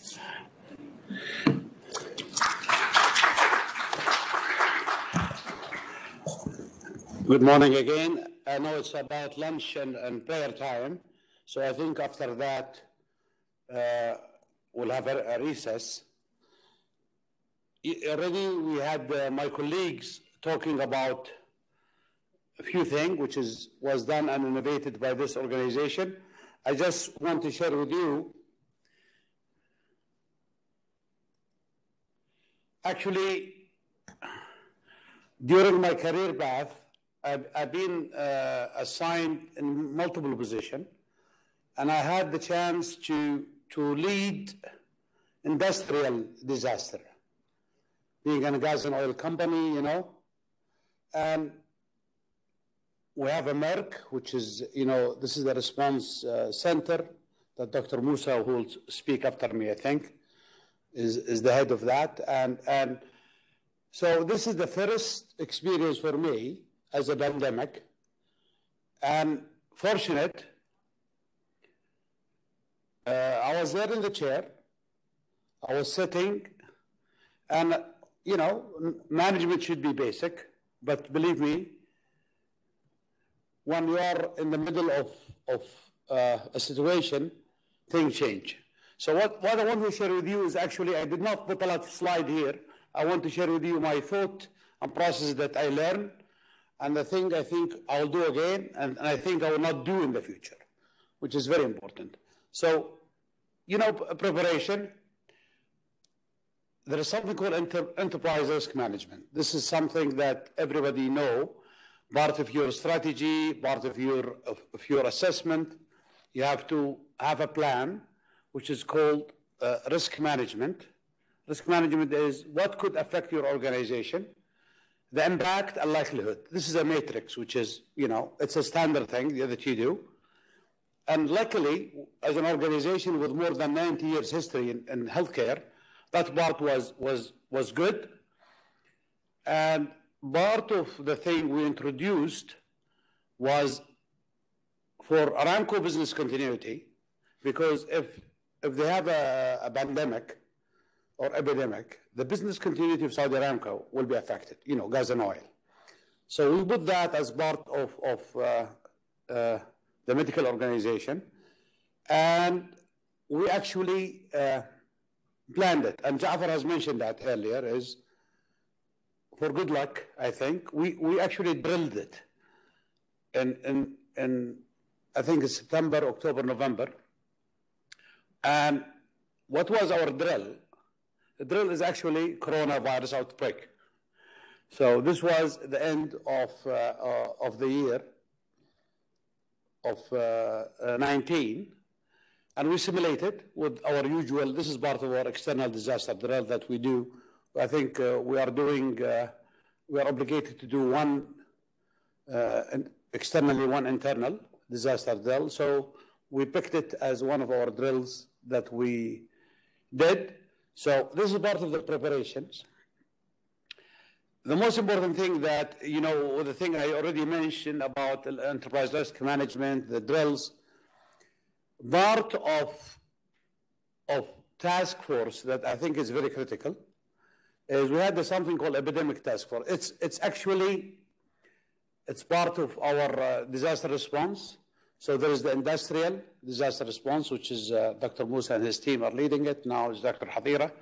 And we have the epidemic, which is Dr. Tawfiq was assigned the task before. So it was easier for us and myself as a management, when I say, we drilled it, we've seen it, we have a task force, we have to activate the task force. So this is really important for any organization, is to be ready for this, because it's really important. You don't want to decide and structure something during the pandemic. You have to be really ready for it. So this is one of the things that we did well. A decision. You know, one of the most important thing is the country itself, thanks God, they decided early. It was one decision, travel, restriction. It was really a very outstanding decision. That's why I reflected on all the healthcare. Thanks God the decision was timely, and we were able through the Ministry of Health and Ministry of Interior and Labor Ministry to make sure the rules are applied, and it was really guided in a very strict way. You know, to give credit to Ministry of Health and the team, they were really, the thing they did initially and now is very impressive, and we are lucky to be part of that organization. Decision making and management said, you rather make a decision, which is wrong, rather than making no decision. So we were able to decide early. We're ahead of the game. And I'll tell you the benefit of we decided early to activate. Our supply chain, we told them to go ahead and get supply for our staff. The most important thing is that we recognize as an organization, a safe staff means safe patients. And if we did not interfere early enough on getting our staff protected, we really will not do the same thing we did now. I think, I'm really proud to say we are one of the best organizations worldwide that protected their staff. We did not lose a staff for COVID, and I hope we're not. And most of our infections within the organization was social, not patient or activity related. So this is amazing. Huh? So when the decision is made, we made the decision. Personally, I think I made a lot of quick decisions that some of them work and some didn't, but I will never change. I believe timely decisions have more benefit than side effect. Our structure, the most important thing was the task force. People who really matter should be in the table, not the executive. People who really make a difference. Nursing management, physician management, supply chain.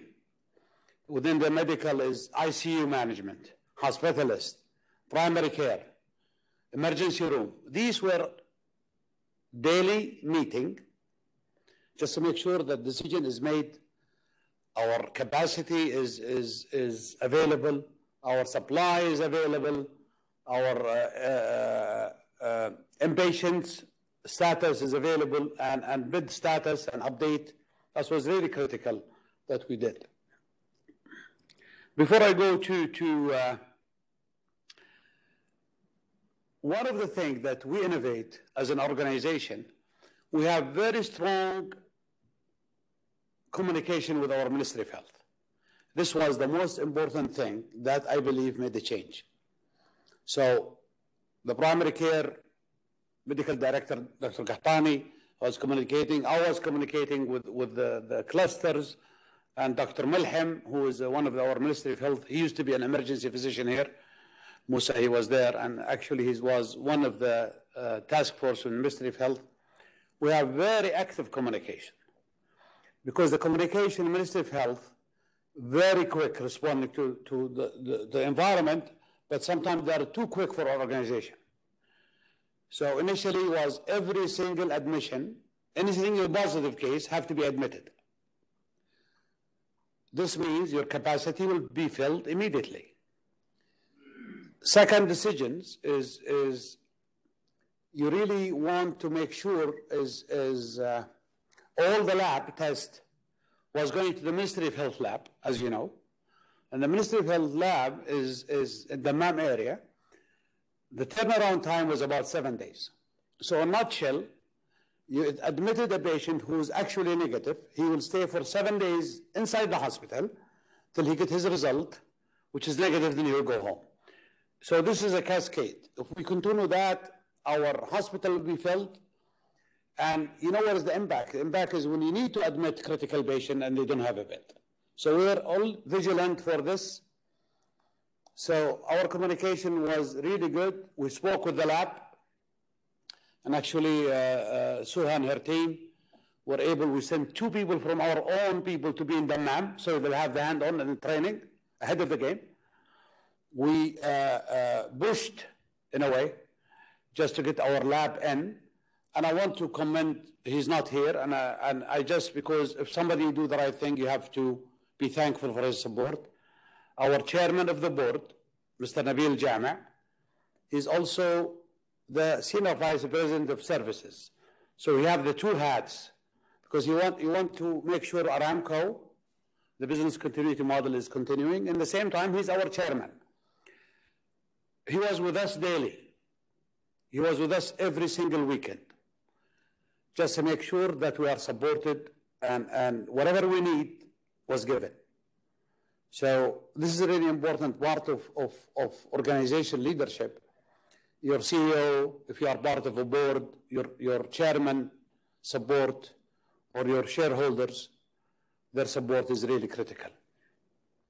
So what we did, we were, I think, the first lab outside the Ministry of Health to be acknowledged and certified in the private sector. So this means our turnaround went from 7 days to 2 days to now it's 1 hour and 4 hours. So this is a game changer. The second thing, we discovered that we need a secondary hospital, what I call it, another place where patients who actually waiting for the result or they have no symptoms, to put them in a place when there's no oxygen or medication is needed. Again, I asked, and Saudi Aramco supported, and they gave us the Munira. And you heard about Munira. Instead of giving us 1 building, they gave us 2 buildings.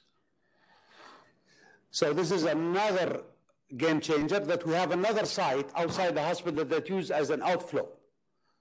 This will reduce, decompress the hospital, and also reduce the encounter for our own staff.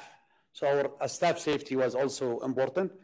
We have enough supply of our N95 and the surgical mask. We had enough supply for the paper for people when they need it.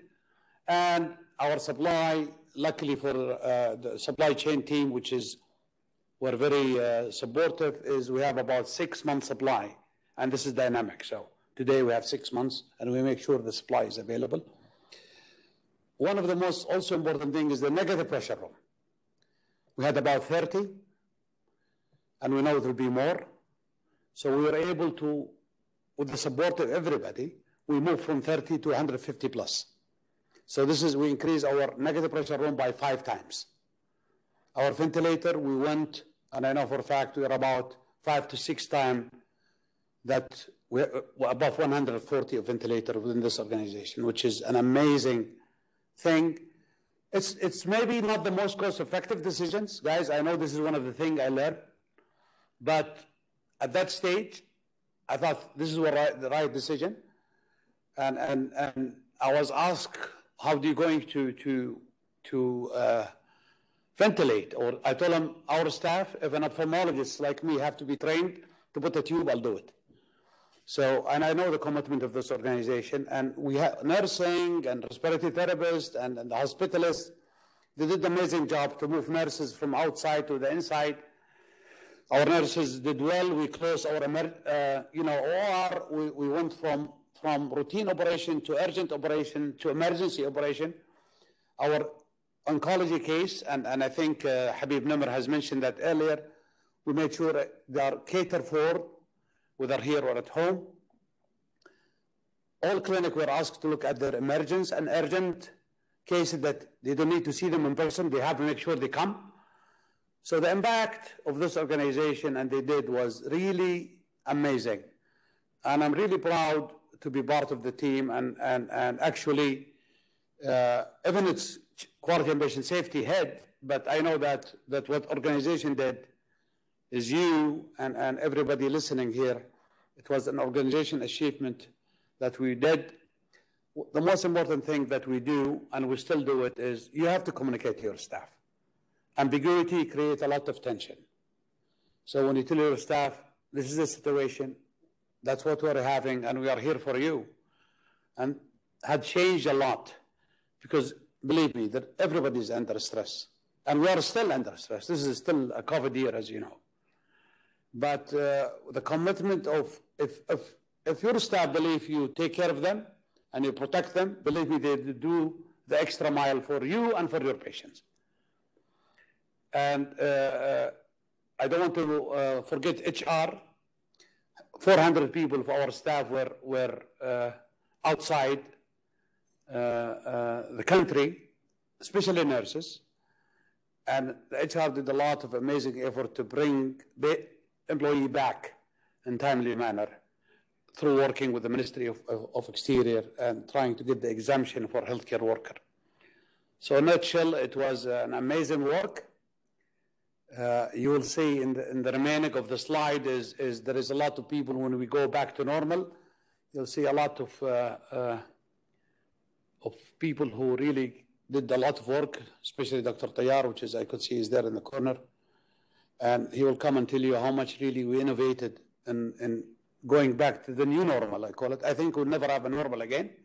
I think the next thing is the new normal. I hope I did not miss anything, but one thing I will not do again, the likelihood is nothing, I'll still do it again. But I think closing abruptly the OR was maybe I'll go gradually a little bit. Even our emergency, by the way, surgery was not stopped, neither our urgent. Because our clinic was closed also in a way. I think I'll do it a little bit more gradual because the impact is when you go back to, there is a lot of waiting list. Part of the thing that done, and it's actually IT, is you know, telemedicine and telehealth and phone visit and phone calls. It's an amazing thing. And this will continue with us. I'm telling you now, as a part of a strategy, we say all our patients coming to see the specialists and primary care, part of our standard is 20 to 30% of them will be virtual. So this is an amazing of IT evolution that we have about 1,200 registrants looking to this important meeting. So one of the things that the pandemic brought was technology and advance it. And one of the strategy of this organization, as you know, is digital use in healthcare, which one of them is telemedicine and also disaster management that will change the way we are running our business. With that, I thank you for your listening, and I mentioned most of that. You know, luckily the chairman was with us, so the budget allocation for the COVID-related was actually allocated, and this is part of leadership. It's not only me or the emergency, it's the support of the CEO and support of the board and the chairman of the board. I'm done to my presentation. If anybody have questions for me, I'll be happy to have it. And I don't know how to do it, but I think Sharif is there to guide me in the process. Thank you, Dr. Yami. It's a nice presentation. Actually, I received only 3 questions, but I'm going to just mention them one by one. The first one is, as Chief Quality and Patient Safety, what would be your proactive advice for any possible future pandemic? You know, I think that if I'll answer that, which is I already did, if you need to do anything, simulate, structure, and drill it. So you have really to have a structure in place. You have to have proper enterprise risk management. You have to structure it, allocate resources, and drill it, and simulate it. It's very important. The more you do as a tabletop, or that will give you a better way of handling such planning. Second question, Sharif. The next question, Dr. Yami, do you think that we had ignored some risk alerts concerning the increasing number of new viruses globally over the last decade? I did not hear you. We didn't? We were not. Okay. Could you speak up, Sharif? I think you're close to the mic. So get your mouth out of the mic kindly and speak slowly so I could understand the question. Okay. Sharif? Can you hear me now well? I could hear you. Great. Do you think we had ignored some risk alerts concerning the increasing number of new viruses globally over the last decade in a way that we had responded to the current pandemic? You know, I'm a believer. I don't want to put my personal. When I was in medical school, and Jafar is there. Jafar was my classmate, boy. I always thought that our challenges is one of the challenges that we'll face as a humanity is viruses.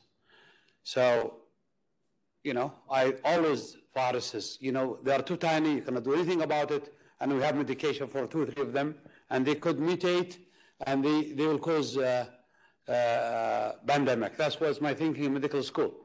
But are we ready? I think if you have a structure for everything you do, it's one solution for all.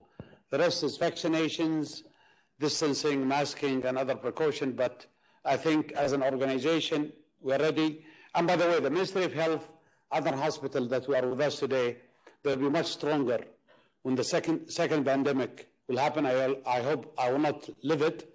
Usually it's every 100 years, by the way. So, but I think we'll be stronger either way with the next pandemic.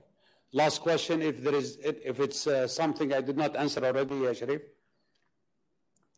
You already answered the last question. Thank you, Dr. Yami. I'm not sure if there is more questions from the.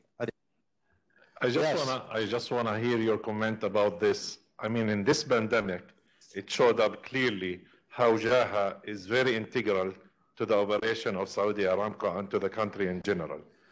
I am not sure what will be the situation here if JHAH was not established at the time of this pandemic.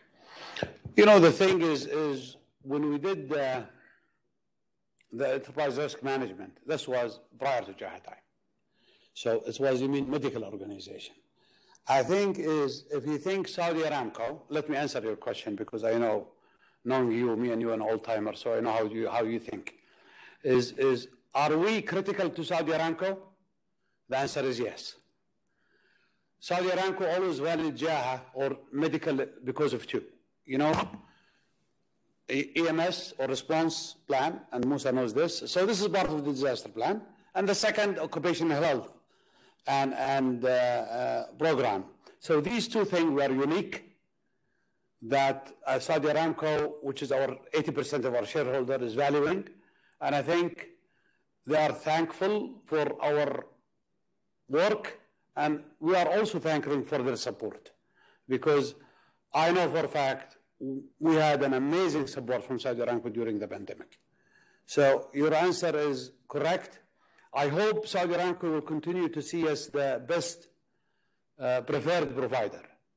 And, you know, because things evolve, Dr. Tartir. If somebody at one stage come and said, I will do a better disaster response or a better occupational health, then JHAH will be at risk with these 2 strengths. But for the time being, we are strong, and Saudi Aramco is acknowledging it, and we are thankful for their support. Thank you, Doctor. Any other questions? I think you never gave me any notice, Martin. I'm in timely manner as usual. I talk too much usually. With this, I really thank you. I think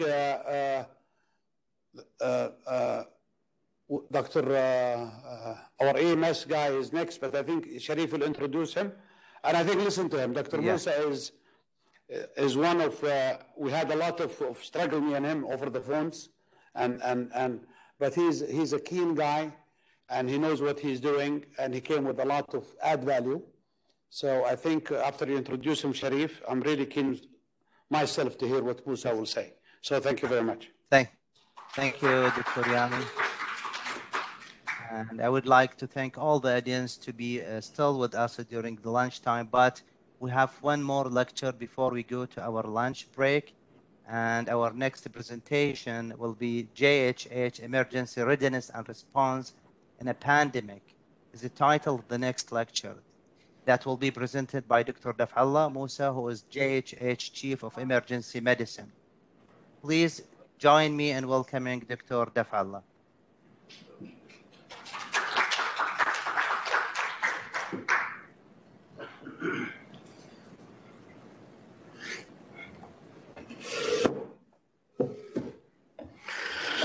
Assalamu alaikum wa rahmatullah. Thank you very much for having me today in this symposium, and thanks Dr. Yami for putting me on the spot twice. He declared that he's going to be the last speaker before lunch break, so people have been primed that they'll be going soon. But as emergency physicians, we are trying to deal with uncertainty. That's our daily business. And then he put me on the spot at the end of his speech by saying, "Oh, I was very interested to listen to what I'm going to say. I hope I'm going to add value and just give you an insight of what we've been doing in emergency during this pandemic. The pandemic is very prolonged. We are used to working through emergencies, and which is, as I said, is our daily business. However, when the emergency is a continuous situation, then that's a different game ball. The challenge for this pandemic has been universal, and the WHO has spelled that very well. Dr. Terry Reynolds, who is the emergency and trauma and acute care expert in the WHO, said COVID-19 has really put the people who deliver emergency care in the spotlight. But the pandemic has also highlighted the long-standing absence of capacity and organization in this key area. If there is a silver lining in the pandemic, in this cloud pandemic, it is perhaps the fact that emergency health is starting to get the resources it deserves, because emergencies happen all the time and the response to them. We need a strong, resilient emergency care system. And this has been the realization across the world, and we are not an exception. If I may say, maybe historically, emergency have been seen in a different light in JHAH, and despite the nature of our work, I think we've not been looked at in a way which really reflects our standing in the organization. However, this is now an evolving kind of position for emergency, and we've seen the contribution all frontline providers. And I'm really keen to say this. Our primary care colleagues have taken the largest hit in terms of the way they work. The functions need to be provided. And I just wanted to say thank you very much for sharing the frontline burden, and they've done a great job. Scenes like this, luckily we've not seen them. In Spain, in Italy, in the UK to some extent, in New York, we've seen scenes like this. I think we've been quite blessed. The impact on emergency providers and on all healthcare providers has been massive. I had calls from colleagues who I used to work with in the UK from different places. Big hospitals like Manchester Royal Infirmary in the middle of Manchester, even the ambulance to offload, it could be 2 hours before just the patient can be offloaded to the emergency department. It's been really difficult for everybody. So I'm just going through to go through a few areas where we could highlight our unique department structure when we come back to emergency services in JHAH, and the contribution we've made in different areas. And we would like to share our experience in dealing with the pandemic on what we've done. And everybody has been talking about how they improvise, and the decision has been everybody is taking this decision on their feet. Dr. Jafar highlighted the fact that when you are asked for any plan, I can tell you what we can do now, but it can be quite difficult to even predict what we will need to do or what we have to do within an hour. And also, I'm going to highlight the support that we've been giving to the rest of the hospitals. We have a very complex structure. We're not a typical emergency department. Emergency department provides emergency care and then coordinate with other departments to continue patient care as inpatient or outpatient. Emergency department in JHAH is a little bit different. We provide emergency care in multiple geographical sites, Dahran, Ras Al Noor, and Abqaiq, and Al Hassa. We also, part of our operations is pre-hospital care, and that's a huge division that we manage and we govern and we administer.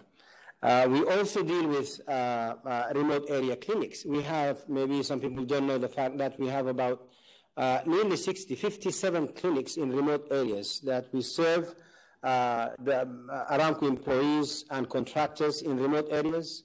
We provide emergency and urgent care. We contribute to some occupational, or we govern or oversee the contribution of some occupational functions there, occupational people, job that they do there. And also we oversee the emergency preparedness planning unit, which is recently been named, it used to be Office of Emergency Management, and this is disaster preparedness and planning, recently been named as emergency preparedness. So you can see that we have so many hats. As an emergency department, we have huge operations, and this can be very challenging, as you can imagine. So what did we do and how did we go about our business to ensure safety and quality?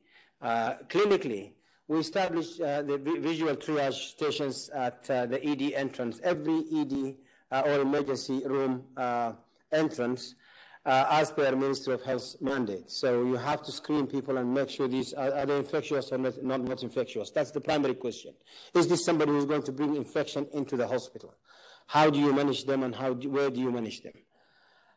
And we followed the Wiqaya guidelines thoroughly and updated that and shared it. And Dr. Jafar mentioned this, that this can be changing by the hour. We have to interpret whatever comes from the Minister of Health, and we have to bring it to the clinical practice level. What does it mean to do a change of clinical definition? How do we interpret that and how do we administer that on the ground? So we looked at our environment, and this is in Dahran, in Ras Al Noura, in Outbreak, and then we have to look at how we manage these patients. If somebody is infectious or potentially infectious, where do you take them? Where do you triage them? You still have to provide the emergency care to them. You still have to triage them, make sure that they are safe and stable, and the pandemic came at a very difficult time for us because we were going through structural evolution within the main department in Dahran, where we had a renovation plan that have 3 phases. Phase 1 is the front part of the department, the waiting room, and the reception area, and the facilities within that area. So that was completed, luckily. But the phase 2 and 3 were not even started, and that's the time the pandemic came. So we had to deal with the pandemic with that setting. It was actually very challenging, and it's still very challenging to deal with that, because you have to separate patients from potentially infectious, just non-infectious, and the potentially infectious ones. You have to continue providing your clinical care. So also one of the big challenges is to deal with undifferentiated, unconscious, or cardiac arrest patients. So you get somebody who is unconscious. We call them category 1. So these are patients you drop everything, whether it's your food or you're talking to somebody else, you just stop and go and attend to these patients. How do you attend to them? Are they infectious? If they needed suction, which is a very high procedure that generates droplets, how do you deal with them? So this was emotionally not easy at all to deal with. So we developed protocols very early as to how we deal with these patients, and we assume that every unconscious patient is a potentially COVID patient. It's a huge challenge to do resuscitation also with PPEs. Going through the training and having people trained to different PPE sets, whether it is the PAPA, whether it is the different models of N95, but also you have to do every emergency needed procedure for that patient. So this patient could be that they wanted ventilation. Airway maneuvers are very risky maneuvers. You still have to use your senses in assessing patients. clinical assessment is never changed. It's exactly the same. We use our senses to find out what's going on with the patient. We look at them, we touch them, we palpate them, and we also auscultate them. And you can imagine how that, what does that mean to somebody who's having a COVID infection. And if that patient is not conscious to tell you exactly whether he had fever or had breathing difficulties, that can be very difficult. And it is very challenging for somebody. And in your mind, am I going to be taking, getting infected? Am I going to be taking this to my kids at home? Am I going to be taking this to my partner at home? And it's just not easy at all emotionally. So emergency room safety and quality emergency staff support. Training for, we've started training every emergency staff, all providers, paramedics, nurses, doctors, and the supporting staff, our receptionist staff, security officers. Security officers, you get somebody who is quite disturbed and they are helping and trying to control this patient. You don't know that these patients are just having a really mental health issue which is making them disturbed, or is it just the severe hypoxia from a severe COVID infection? So our safety officer will be there, or our security officer will be there trying to help and support us. They need to be part of the team and so that they can work safely with the team. Our X-ray technicians, housekeepers, and we work as a team, and so that training has been completed, and PPE testing, and donning and doffing, hand hygiene, and also we've trained many of our nurses in taking nasopharyngeal swabs. As part of the support that we were ready to provide for our hospital operations is to provide intensive care in the emergency department. As we all know, intensive care takes place in two areas, ICU and in emergency. Emergency resource room is an intensive care room. And that is normally, in normal operations, this is just a short kind of encounter where patients can be quite unwell with one or more than one system at risk, and we identify and support those systems, whatever that is, whether it is intubating and then ventilating and then circulation support. But normally that is a short-lived kind of situation, and the support is available 24/7. We really appreciate the support of our ICU teams where we call, and they just there with us. If you have a situation where everybody is just consumed and occupied and really busy with patients who are not well, then these patients will be staying with you for longer. And our nursing team has been great in taking the initiative, and nurses have been trained to operate and look after patients in the emergency department for longer periods of time. We have modified our EPIC workflow from just the emergency module where we see and then dispose of the patients to keeping the patients as ICU patients. We've modified our space where these patients can be cared for.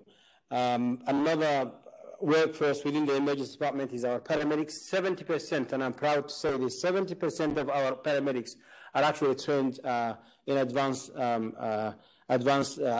critical care training, and they can provide that out of hospital and in hospital. And they were also part of the reserve of the workforce that can provide or contribute to ICU care by operating ventilators. So upskilling of the ED nurses, and also part of that support we give to our staff is the psychological support, and I think people have touched on that. We had ongoing communications. The facility and how we modified our facility, I'm just revisiting this again. We've restricted the entry to the department. We used to have an issue with, and I have to say this, with staff going through the emergency department into the hospital, because we are one of the entrances to the hospital. And this in itself was, as a courtesy to our patients who are waiting in the waiting room, wasn't a good thing, and we've been communicating throughout trying to control all this. One of the blessings of the pandemic is the fact that we needed to restrict really the entrance and the passage through the emergency department, where we have one entrance. There's absolutely no way anyone will come into the hospital, into the emergency room, except through one entrance, which is attended 24/7, by the way. We have visual triage 24/7, and we used to have visits announced and unannounced from the Ministry of Health to our department.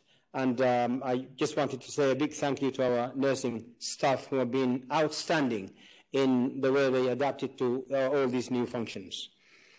And so we restricted the entrance to our department. Patients with respiratory symptoms, they will go to a segregated area. Our facilities have been very supportive, where we have a separate triage room and a separate waiting room, and both of them are negative pressure, which is great. And we also looked at our, as I said, we were caught by the pandemic 1/3 through our renovation process. So we had the first phase, second and third did not start. So we had to look at our space and be creative about it. And we managed to increase our capacity for negative pressure rooms and also for just normal rooms. Thank you very much to our facility engineers and managers. They were really supportive, and they were just receptive to our, and we were just continuously talking to them and communicating with them. We also modified our waiting room, and so that we can have maintain the distances. As part of the contingency, we built a tent outside the emergency department, and this was meant to be for multiple purposes. If we were overwhelmed with number of patients coming to the emergency room for acute care, whether it is COVID-related or non-COVID related, we would have used it for as an overflow waiting area, but also we could have used it for swabbing patients if there is huge numbers. And it was designed for both. Really good collaboration between our infection control teams. Again, we've been blessed with a quite proactive, receptive, collaborative team in infection control. We knew them in person, we interacted with them out of hours, in hours, and we've had our interaction with them going through all phases, but absolutely brilliant throughout. Thank you very much to our infection control team and the support that they give to us. This is our waiting room as it is today. It's beautiful. It is really nice and spaced out.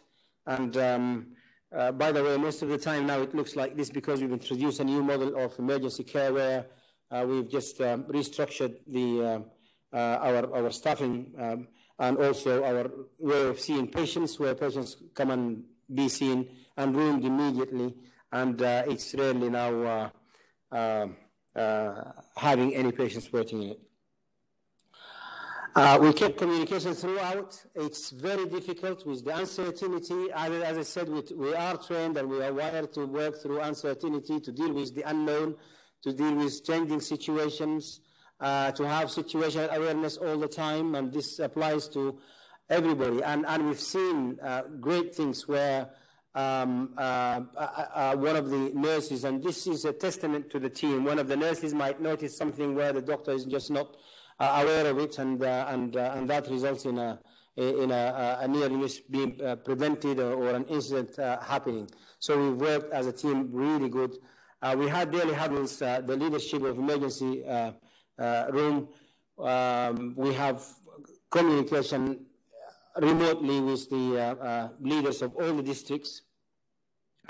We have daily communication. I send daily communication to the team, and it is the whole team across the board: paramedics, remote area staff, nurses, doctors, districts, Dahran, and just communicating anything new, numbers, any directions from infection control, any direction from Ministry of Health, and this is just daily kind of communication. We had the nurse care line operated by the emergency nurses after hours, and this is again another testament to the adaptability and the resourcefulness of our emergency nurses. Really, really impressed with our emergency nurses. So after hours, the care line is operated by and answered by the emergency nurses. We provided psychological support within the department, but also we encouraged our staff to use the care line or the support line. Another area of our emergency department, which is huge, is the pre-hospital care division. That's the ambulance service. As a result of the lockdown, which happened in March, April, we actually lost 19% of our workforce, and we had to operate at a time of increased demand. We have to operate with about less than 80% of our workforce. That is the time where there were 6, 7, 8, 9 quarantine sites opened, and the paramedics were the emergency care providers for that.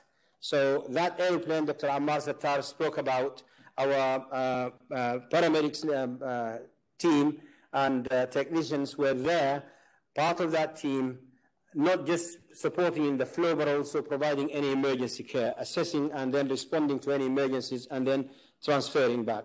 So it was really challenging with 79% of the workforce, not just to meet the normal operations, but also to cover all the quarantine sites. So we had an ambulance and a paramedic technician there. Big thank you to our workforce. People have been working 150, 180, sometimes 200% of the normal working hours. So it was really challenging, but everybody was brilliant in responding to that. And that is the nature of emergency staff, whether they are paramedics, nurses, doctors, they are resourceful, they are responding to the situation as it evolves. And we developed also transfer protocols. You can imagine somebody who is unconscious with breathing difficulties, and now they just collapse and they need resuscitation. That is very challenging. Emotionally, it's very challenging. And one of the things that emergency staff, whether paramedics, nurses, or doctors are having is to have the ability to manage their emotions, their fears, to deal with the unknown, but also to provide the care. And you can imagine how difficult that is in your decision making. You factor so many things, and one of them is just, what is it that I need to do to help this patient, but also, can I be harmed by this? And this is a dynamic process, and it can be a split of a second. We take decisions on our feet. It is very challenging to do that. So we develop these protocols. You get somebody who is coughing, who is having breathing difficulty, and you're going to go with them in a box which is 2.5 by 2 meters in the back of the ambulance. It is very challenging. Am I going to be? And you're going to be with this patient, say, for about 45 minutes. That's an you're just in an incubator, and you're just being exposed to that. So we've developed our protocols where people have been trained to do their PPE, but also to provide any emergency care on the ground before loading the patient, and then the patient goes into the patient compartment in the back of the ambulance, and then the providers will be at the front. We connect all our monitors. We bring our monitor very close to the window between the driver compartment and the patient compartment, and then we monitor the patients through that with a very low threshold to stop and check these patients throughout. And thank God, we did not have a single incident where patients have been harmed by this practice. Again, this is not something that we've learned in the books. This is not something that we knew that we're going to do at any point, but it is responding to the situation. All the paramedics and or the pre-hospital care team have been trained, including the drivers. And our drivers have been also great in receiving our training. They're part of the team. When they provide care, they handle the patient stretcher, they handle the equipment, oxygen cylinders to change them to get the spare one and put the other one. They can also provide care directly to the patients when they actually contribute. It can be very exhausting to resuscitate somebody for 25 minutes in a pre-hospital setting where in a blowing wind or a sandstorm or extreme heat, and you can imagine how exhausting that can be. All our drivers are being trained to basic life support level, and they can provide efficient and effective cardiac compressions. So they come in contact with patients. They have to be protected. So we've trained them in PPE also. Also, we have to develop protocols for disinfecting our ambulances, because we have very limited resources. We don't have like 100 ambulances that we can use. So, and not every ambulance is a 911 ambulance. This is just kind of a technical stuff, but not very ambulance is equipped to provide you with all the resources you need in pre-hospital to provide ABC support. So we had to develop these protocols of very quickly cleaning and deep cleaning and disinfecting our ambulances. Remote area clinics is one of the areas that we also part of our emergency operations.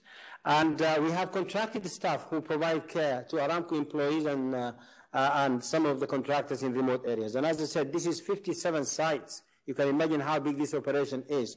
And we have our staff in JHAH, they provide the QI and the supervision for these areas, but the care is provided by contracted staff. In some of the areas, and some of the big remote area clinics, we have our paramedics, who are JHAH paramedics, and all those who work in remote areas are trained to provide critical care in remote areas. They can intubate, they can ventilate, they can help in putting a chest drain, they can decompress a tension pneumothorax, they can deal with everything that can kill a patient in a short period of time. They can provide care on the go. They can work in very difficult situations. One of the things that we also did is we trained all these contracted staff in PPEs, and also we help them to provide care at the level we wanted them to. We also had to take part of screening Aramco employees going in and out of Aramco facilities and plants across the kingdom. And I'm very proud to say here, we have actually screened about 5 million people going in and out of gates of Aramco facilities. Huge, huge operation. We've developed protocols for potentially infectious patients from remote areas and how to transfer them by ambulance and also by medevac. We've also have to do our normal operations. We have to deal with the MIs. We have to deal with the decompensating long-term illnesses, diabetic ketoacidosis, and all this. So we've managed to maintain we are the only department who have not limited the number of patients coming to them. Everybody wanted to come to the patient, they come to us. Anyone who have a restricted access to their outpatient because of the reduction of the outpatient, they come to the emergency room. However, we managed to maintain 100% of our ECG to door to ECG time to be done within 10 minutes and seen by an emergency physician. 100% of our category 2 patients seen by the MD within 9.5 minutes. The KPI is anybody who is category 2, we classify patients when they come to the emergency room, either just dying right now, you rush to them, or they're very critical and about to crash, you attend them within 10 minutes, or they're category 3 where they can give you up to an hour to attend to them. So those who are category 2, you have to see them within 12 minutes as the KPI previously. We have seen them actually, even during the pandemic, within 9.5 minutes. All our STEMI patients have been seen timely. This is somebody coming with a heart attack. We attend to them irrespective of their status, and we take them to we give them every needed intervention and treatment within the emergency room, and then we activate the code and we get them to the cath lab. We have, even with the pandemic now upon us, we've launched our new care model, and we're doing great in that front. And as a result of this new care model, we have significantly improved our patient satisfaction, which is now above 85. In fact, when I wrote this, it was 85. The last of February, it was 88.7, and this is historical because we've never approached 90s in the past. Okay? So thank you very much, everybody, for listening, and I hope I've touched on some of the areas that we've done in the emergency room, and it was great from everybody. I don't think there's any time, I'm not sure there is any questions, but if there's no questions, thank you very much. Yes, thank you, Dr. Daf'allah. Actually, I did not receive any question in the panel here, and thank you very much for the wonderful presentation, and Taghreed now will continue for the next session. Thank you very much.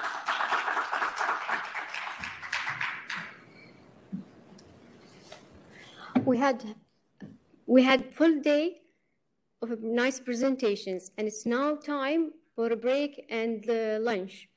Please, let's see you after at 1:40, and kindly vote for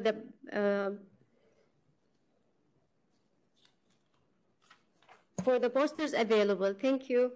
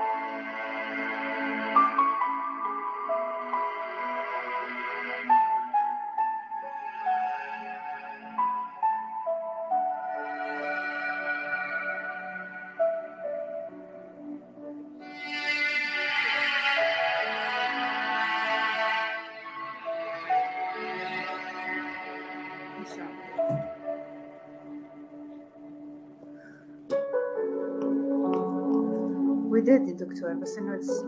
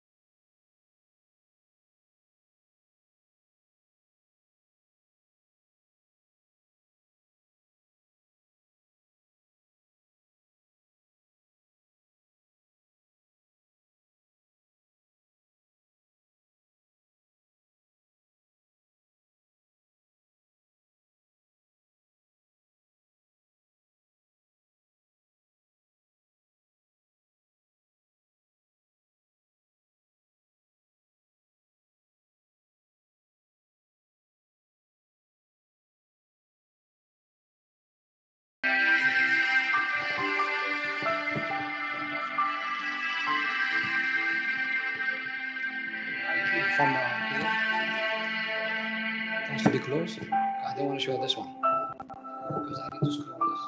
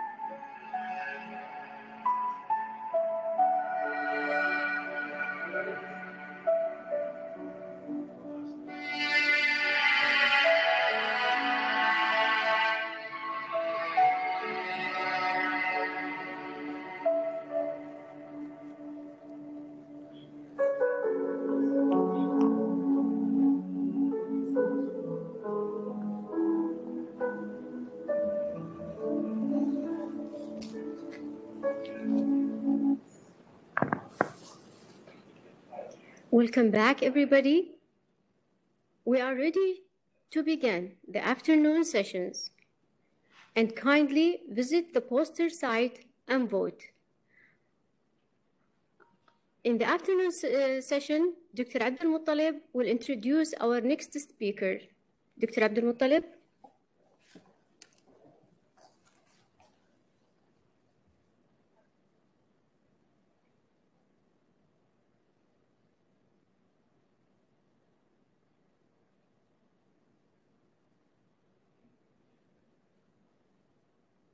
Hello and good afternoon, everybody. This is Dr. Abdul Muttalib Al-Masloom. I'm one of the co-leaders of the patient safety officers here at Johns Hopkins Aramco Healthcare. We work under the patient quality and safety under Dr. Al-Yami Directorate. I'll be moderating this afternoon session of our first day of the Safety Symposium 2021. I hope the next symposium by 2022 we will be all meeting in person here in Dhahran, Saudi Arabia. For that, I hope also you stay well and enjoy the next session with our first speaker, who's having a 20-minute presentation, Dr. Noura Al-Nuwaiser, who is the Director of Continuous Quality Improvement and Patient Safety. She's also the Acting Director of Strategic Executive Office at the General Directorate of Health Services, Ministry of Defense, Riyadh, Saudi Arabia. Her presentation is titled High Reliability Organization. Dr. Al-Nuwaiser, may you unmute your microphone and start.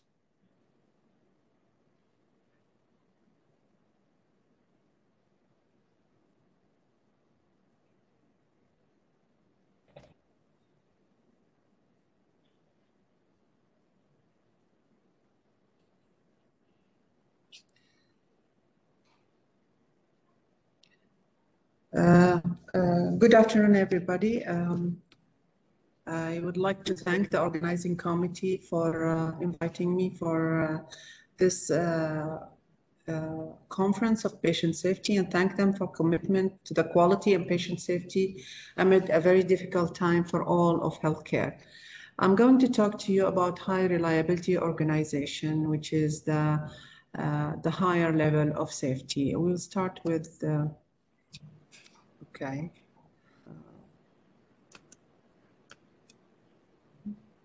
Right. No, it's not working. Okay.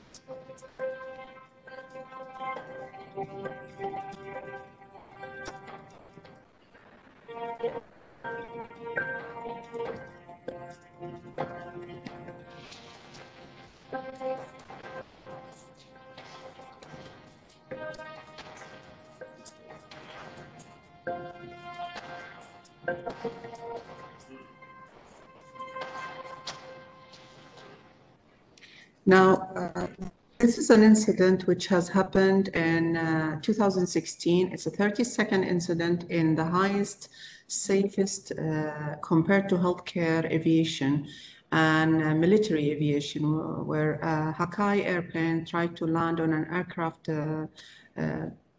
carrier, Eisenhower, and it fell to the tail hook of the plane and fell to snug to the fourth arresting wire. And this have caused the plane to plunge into the ocean just 10 feet before it takes off again. And it have caused the Navy and around more than 200,000 and about 8 sailors were injured on that day due to the swinging arresting wire. The Navy, of course, have done their investigation and blamed it on systems and sailors.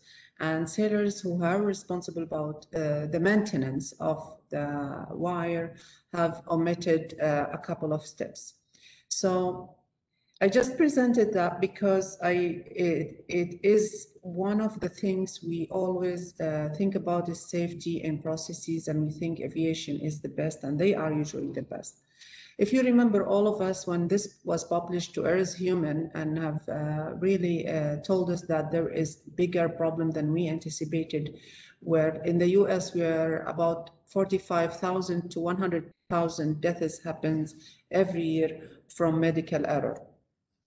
And since that time, which is 20 years after, a lot of safety intervention have find its way into our systems and practices, but still we failed to decrease the impact of such errors on our patient.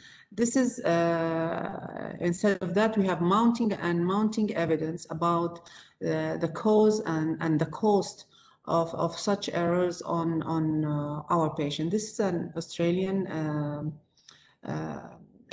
study which showed about 18 unnecessary deaths, and more than 50% of patients were disabled due to medical error. And this is another one in the BMJ was published in 2016, saying that medical error was the third leading cause in the USA. The WHO also have highlighted that additional hospitalization, litigation costs, infections acquired by hospitals, have lost incomes, disability, and have calculated that cost affected systems by causing a loss from 6 to 20 billion per year. This is in money, but the individual really cost on an individual level is really, to be honest, is underestimated. So if we think about all these industries, when we compare ourselves, we will have the risk of death by industry in healthcare is 1 in 300 events or encounters compared to a nuclear, which is the other extreme, about 1 death in 100 million encounter per year. And we really compare to bungee jumping and mountaineering in the risks. We cause death in every 600 events or encounters of our patient. So what is really happening? We cannot really step to the magnitude we want to achieve to prevent errors. So the science of reliability have merged down since 2003. And what is reliability is that any structure, component, process, or person is successfully will perform the intended function and will get the outcome they are supposed to get.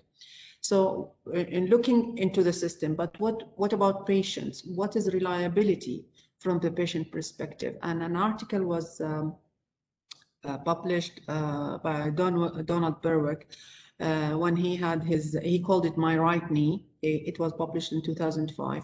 And he said from his perspective as a patient, he have identified 5 requirements. Please do not kill me, do help me and do not hurt me, do not make me feel helpless, do not keep me waiting, and do not waste the resources of me or others.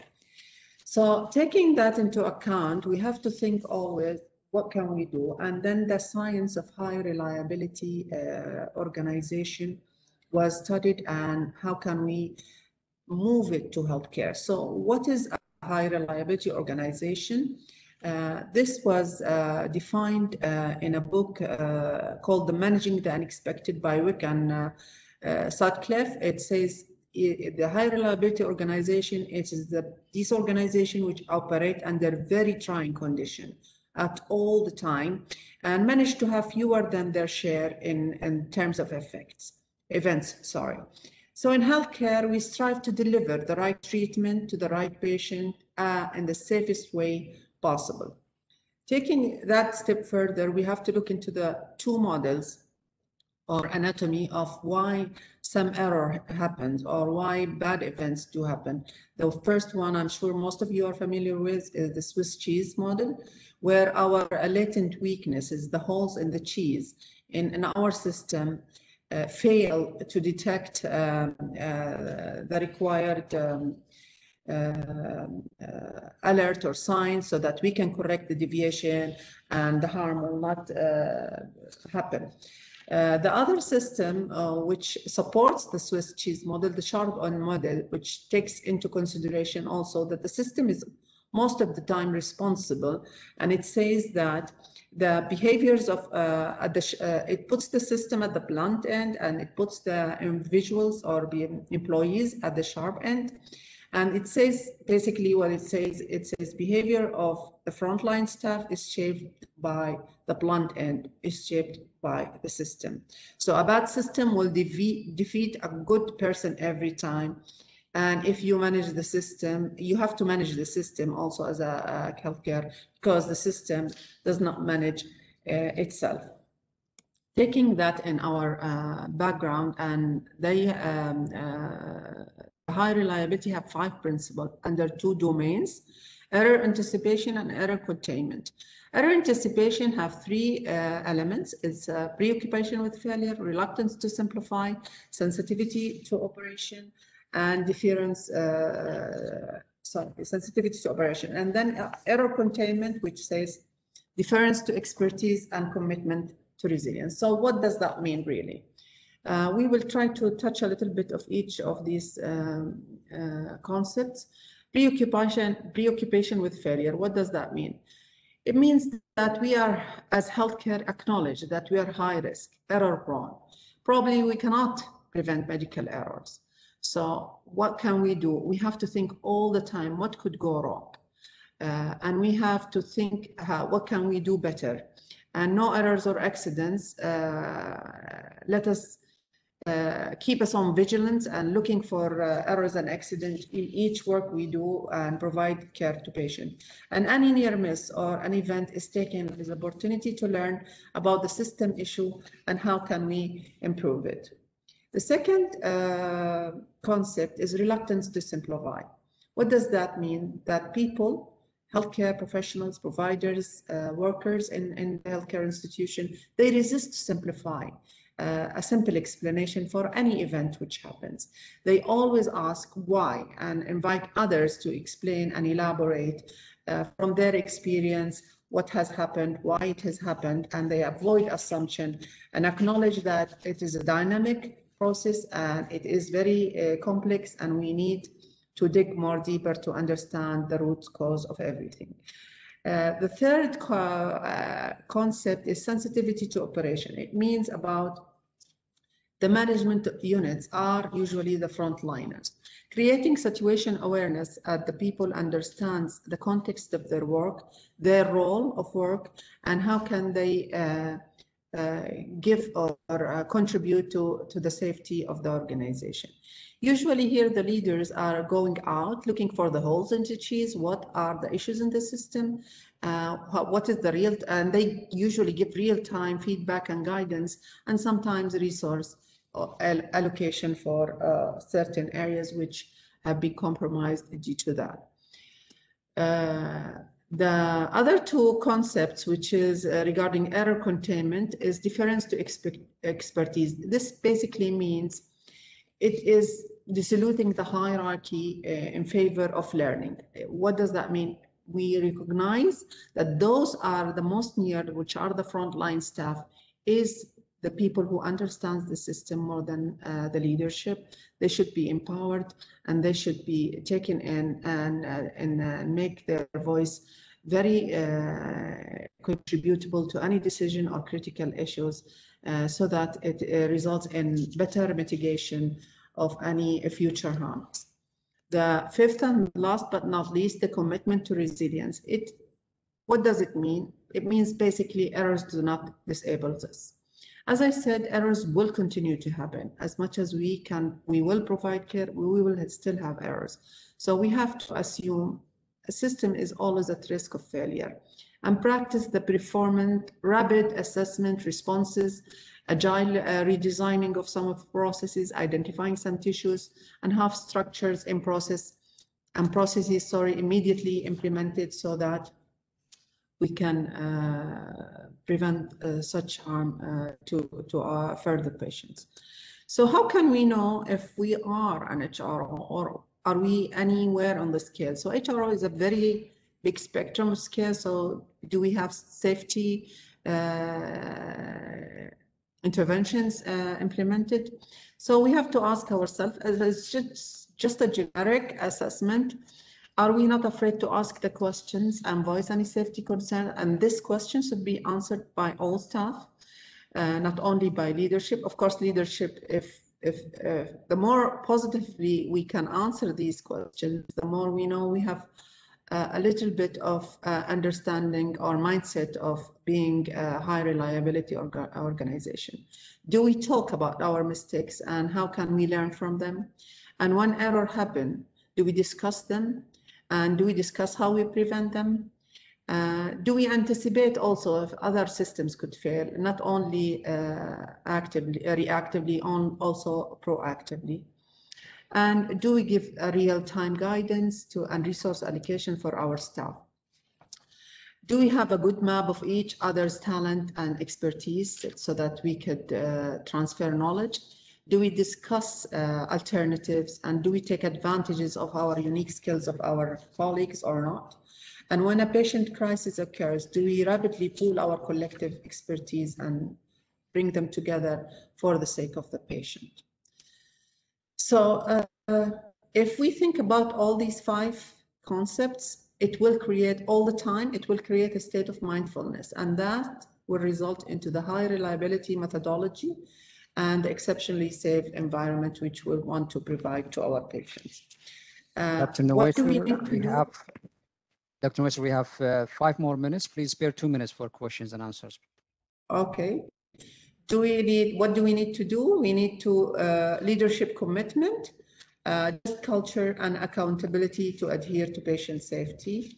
We have to proactively assess and the strength and resilience of our safety system that prevents error, and we have to have an organizational capacity to act effectively. We have to have safety culture metrics, and we have the willingness to change and recognize and change accordingly. So if we use the SHARP model, the roles of HRO leaders, it's about if you apply this message, the mission, ensure safe operation, and build accountability. I think for the sake of time, probably I will just go quicker. Messaging the message is by measuring safety and making harm visible, transparent, and learning from it, being a good role model, talking about it all the time in meetings, and especially leadership meeting. The other thing, the safe operation, meet all leaders on a regular basis, encourage oral and event reporting, and we have the rounding influence. It is when leadership goes around, especially safety walks, and prioritize problems, talk to the staff, and listen to them, ensure that their voices heard and feedback is given to them. That is building and reinforcing accountability. The JCI, the Joint Commission Center, have also an HRO maturity model, goes in 4 stages and addresses 3 domains, and I will not discuss that, but for the sake of time. So I'll just put an example of Kaiser Permanente journey to HRO. They have at 2000, they decided to partner with aviation, and they have put certain goals. They shift experts from individual to teams, break down silos, improve communication, and prevent errors. And they started with the SAC questionnaire, educated their staff, coached them, safety huddles, and they created a very close learning, frequent of patient safety of courses, even for leadership. And the main lessons they have learned, they have created checklists, defined roles, they flattened the hierarchy, they used simulation-based education, and they created the failure mode analysis for most of their system, and they decided to hire effective leadership, and HRO is a journey, not a destination. So in summary, just for the sake of the time, unfortunately, I had to change my time, and my time was cut due to emergency commitment. Mainly what it says, leadership commitment is really the core value. How much our leaders are committed to this journey, we will reach. Structured methods of leadership in high reliability, and this requires training of our leaders and hiring the proper leaders. And then deciding the safety is a core and a fundamental values of being an HRO. And zero harm is the only acceptable goal as an HRO organization. We have to accept that we have to redesign a lot of processes and empower some people in our organization. We have to have a clear, concrete, not abstract behaviors, and it will take the behavior of everybody. Board, senior leaders, frontline staff, medical and non-medical staff to become an HRO. And last but not least, becoming an HRO is a journey, not a destination. It means that you have to work all the time. It took Kaiser Permanente 5 years to see the first effect of being an HRO. So it doesn't happen in one night. And I close with this quotation. Amateurs practice until they get it right. Professionals practice until they never get it wrong. Thank you. Perfect. Thank you, Dr. Nuwaiser, for this excellent presentation. We enjoyed it. Unfortunately, there is no much time left for questions. And with this, we will move to our next presenter. But I would like to remind our nice audience to be ready to complete the evaluation for the speakers by the end of the day, as well as to vote for the posters, and they have time until tomorrow morning. Our next speaker for today is the Director of Center for Health Services and Outcome Research, Joint Appointment in Medicine at Johns Hopkins Medical. Dr. Albert Wu is our guest for many symposia last year and the year before, and he's also our speaker this year. He will be talking about risk mitigation during a novel illness, challenges and lessons learned. Please join me to welcome Dr. Albert Wu. Dr. Wu, you may unmute your mic.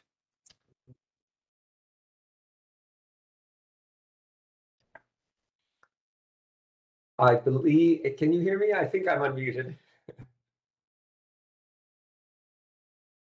We can hear you very well. Please carry on. Wonderful. So much. I am, as always, very privileged to address this audience. I feel this is one of the most important days for with JHAH, as we say it, and I only wish that I were able to be there. I'm talking about risk mitigation, and I'm going to use the example of the current coronavirus pandemic to help us think about risk in the future. Almost exactly 1 year ago, I was in Geneva to talk about patient safety with the World Health Organization. As I was in the WHO building, I was in a hallway and I saw this sign, and it said restricted area reserved for staff working on COVID. It's a bit of selfie because you can see me there standing in front of the door, and I wondered what was really going to happen and if this was the United States in any way. I'm going to talk about some of the challenges of COVID-19 for health workers, which I think are quite obvious. I'd like us to be able to think about some innovations in risk mitigation that were inspired by the pandemic, and also explain the importance of leadership and communication in mitigating risk.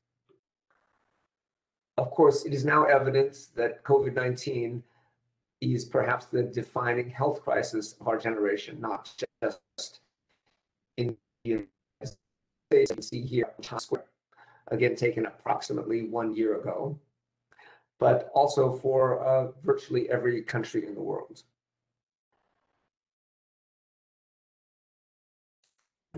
It's not been effective at controlling the number of cases, even though a previous report suggested that we were perhaps the best prepared world. The first case of COVID-19 was reported more than a year ago. At Johns Hopkins, the first case actually was admitted last Friday. That's 9 million cases and over 500,000 deaths. And perhaps something which is even more telling for health workers is over time, gray is all hospital beds. The ICU beds, 55 those COVID, or orange beds, those with COVID. I'm sorry, the gray is all ICU beds. And you can see that of all of the ICU beds in the country, nearly half of them in the whole country for all conditions were filled by people with COVID. This has created a great burden on health workers. There's some unique risks posed. Of course, this is a contagious disease, but in the beginning, the mode of transmission was unknown, and this created fear. It also created controversy. There were few known treatments. In fact, still there are few known treatments, but we didn't know what to do even to prevent the illness. And very importantly, this will be staff members. Almost everything shut down for periods of time, and staff found themselves isolated, sometimes isolated from their and were afraid that they might bring infection back home. Some of them were moved to other units to stem the COVID pandemic. And from their teams that helped them be more effective, and from the people who were their support systems, their networks. People faced moral and ethical challenges, as well as we would like to at times. And also we were really shocked and saddened because people were being treated without their family members, without people died alone, essentially, without their loved ones. And this created resistance because, again, when there is panic, people become more active themselves. They become less trusting of authority, which is, I think, something very important. This is, of course, posed challenges to individual, and there were challenges to health workers who had to work under very unusual and uncomfortable situations. This made them less efficient. It made them more precarious. There were also human challenges. People experienced panic at times, acute stress reactions. They were forced to work under novel circumstances. In one of our units, a pediatric unit to an adult COVID unit, and the staff on that unit had to adapt to taking care of adults when they were used to children. Their teams were people had early burnout, and we have heard recently people on the ward saying, "I'm done with COVID."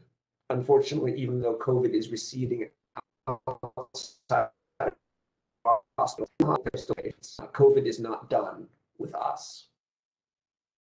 So John F. Kennedy said, in a crisis, be aware of danger.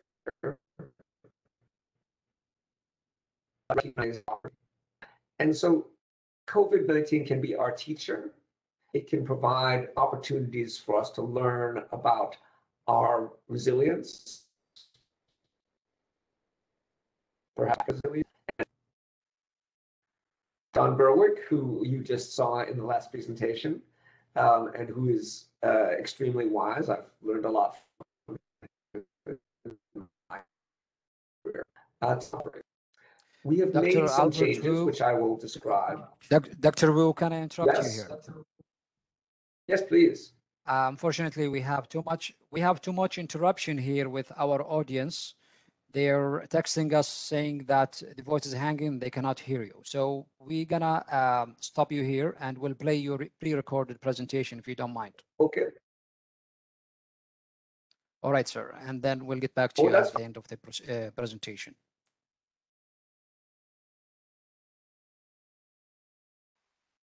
We have a pre-recorded presentation for Dr. Wu, and we'll get back to him during the questions and answers session. Please send any questions to the chat box once you get them.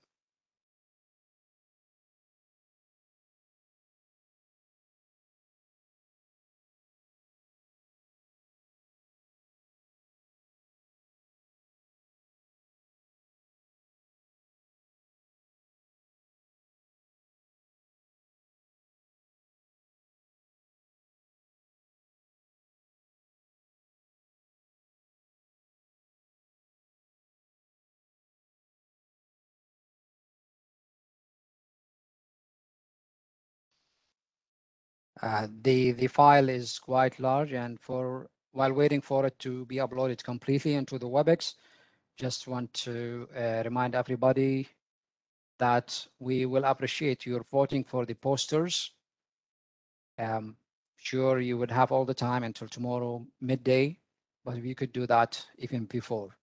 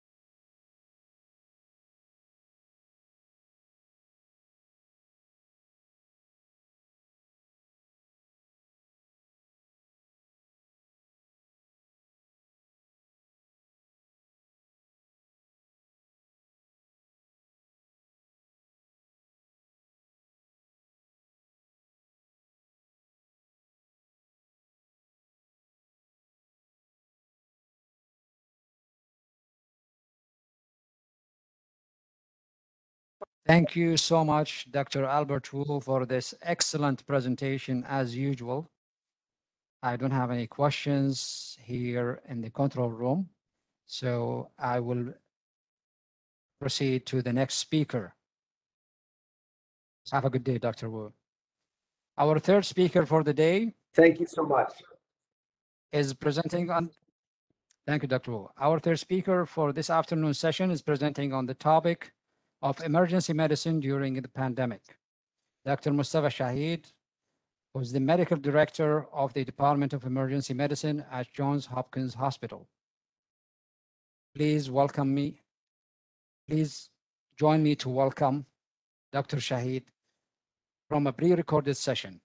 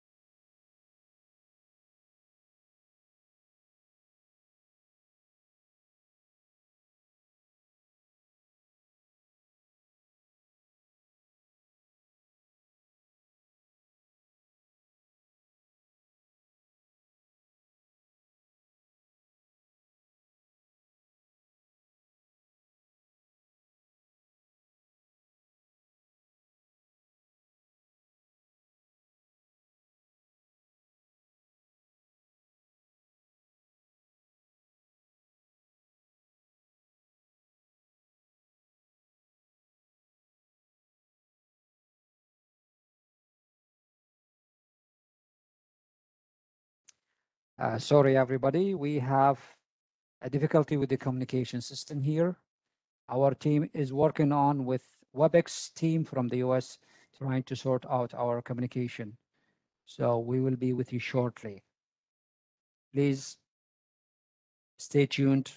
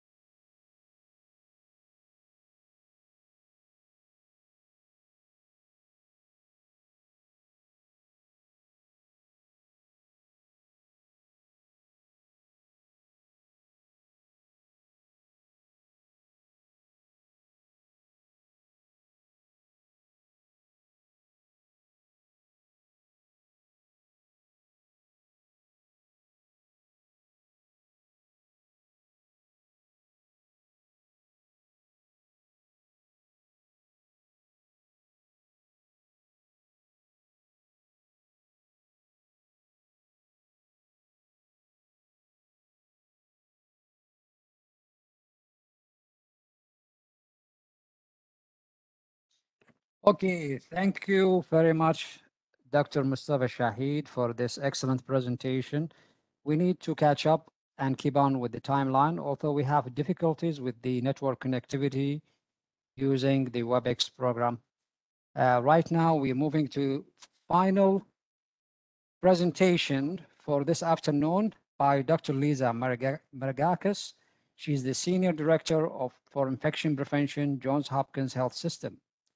Dr. Maragakis will be speaking about infection prevention and staff safety during the SARS-CoV-2 pandemic.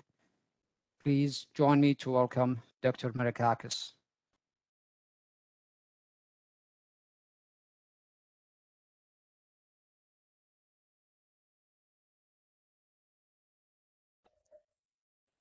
Hello, it's an honor to join you today to be part of this Patient Safety Summit. It is my understanding that my recording will begin now, and I will be available for questions afterwards. Thank you so much for having me. Thank you, Dr. Maragakis. We're going to start your presentation from here.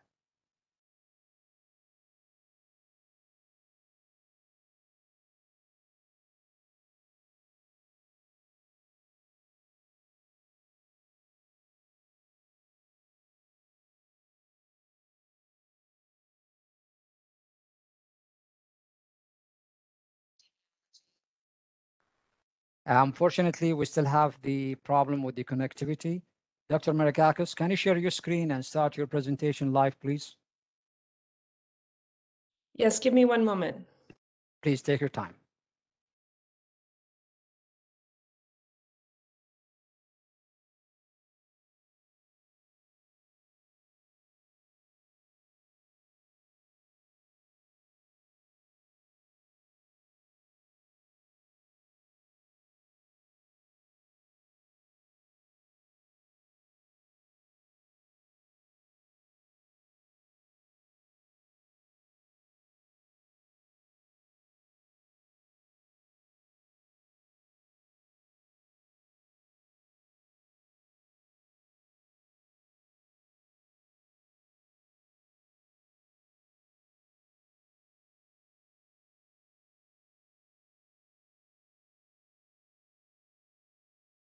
Dr. Maragakis is going to speak to us in about 30 minutes. We hope we have questions and answers as they are coming from the chat box, and we'll be happy to entertain them with her just before the end of the presentation. I'm waiting for Dr. Maragakis to join us by audio as well.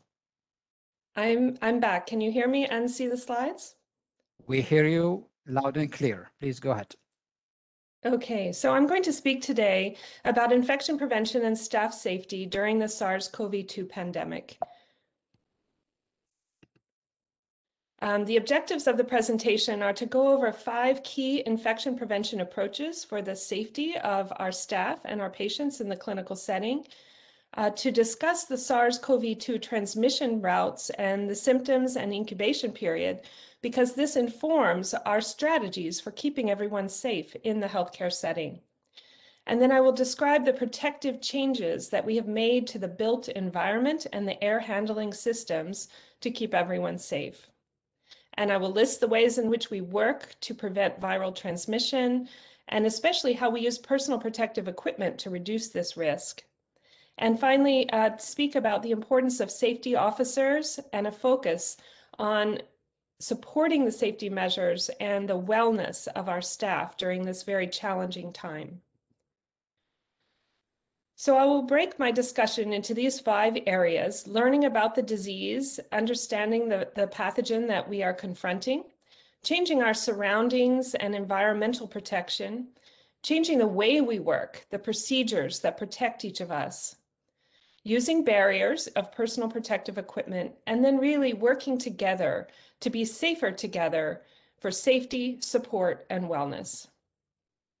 First, we'll touch on the disease itself, and I'm sure this is now, after a year, very familiar to everyone, but we have to all be on the same shared understanding of how the virus is transmitted so that we can understand how to prevent transmission.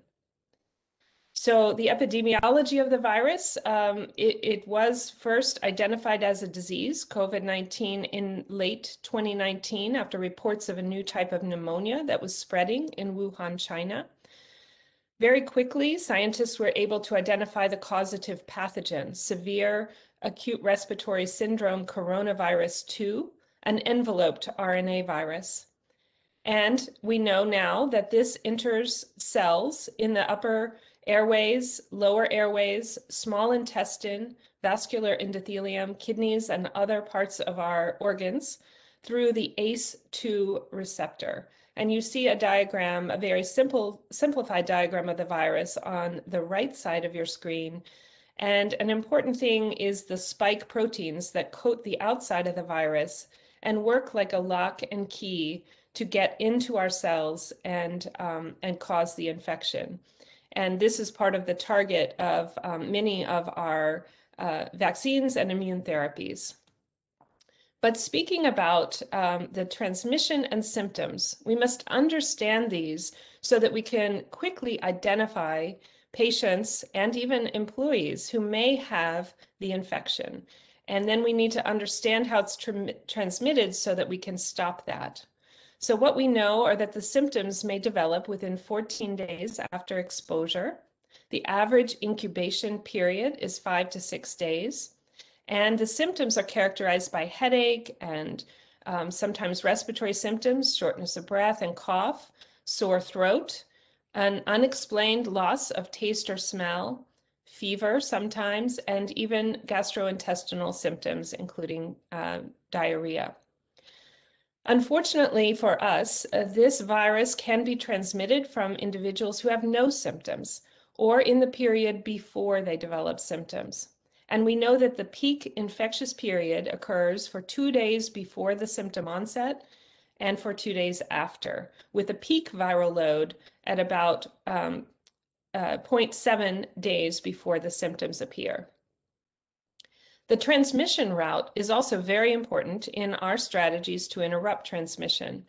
So we know, like many other respiratory viruses, this virus is spread by droplet transmission. And when respiratory droplets enter the nose, eyes, or mouth, or are inhaled into the lungs, this can cause transmission of the virus.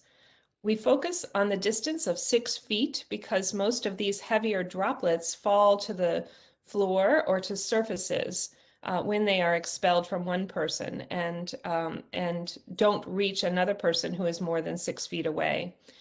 But what we know is that there can be contact transmission when touching a surface or an object that was contaminated with the virus, and then touching your mouth, nose, or eyes without performing hand hygiene. We also know that there is a possibility, and now it's quite well documented, of airborne transmission under certain circumstances, when smaller particles are generated during aerosol generating procedures in the healthcare setting and/or by forceful coughing, talking, or singing. And these smaller particles can travel more than 6 feet, remain aloft in the air, and be inhaled by others. We know from scientific studies in the laboratory that this SARS-CoV-2 virus, like the SARS-CoV-1 virus before it, is viable in aerosols and on various surfaces for a number of hours or up to even days in the case of certain surfaces.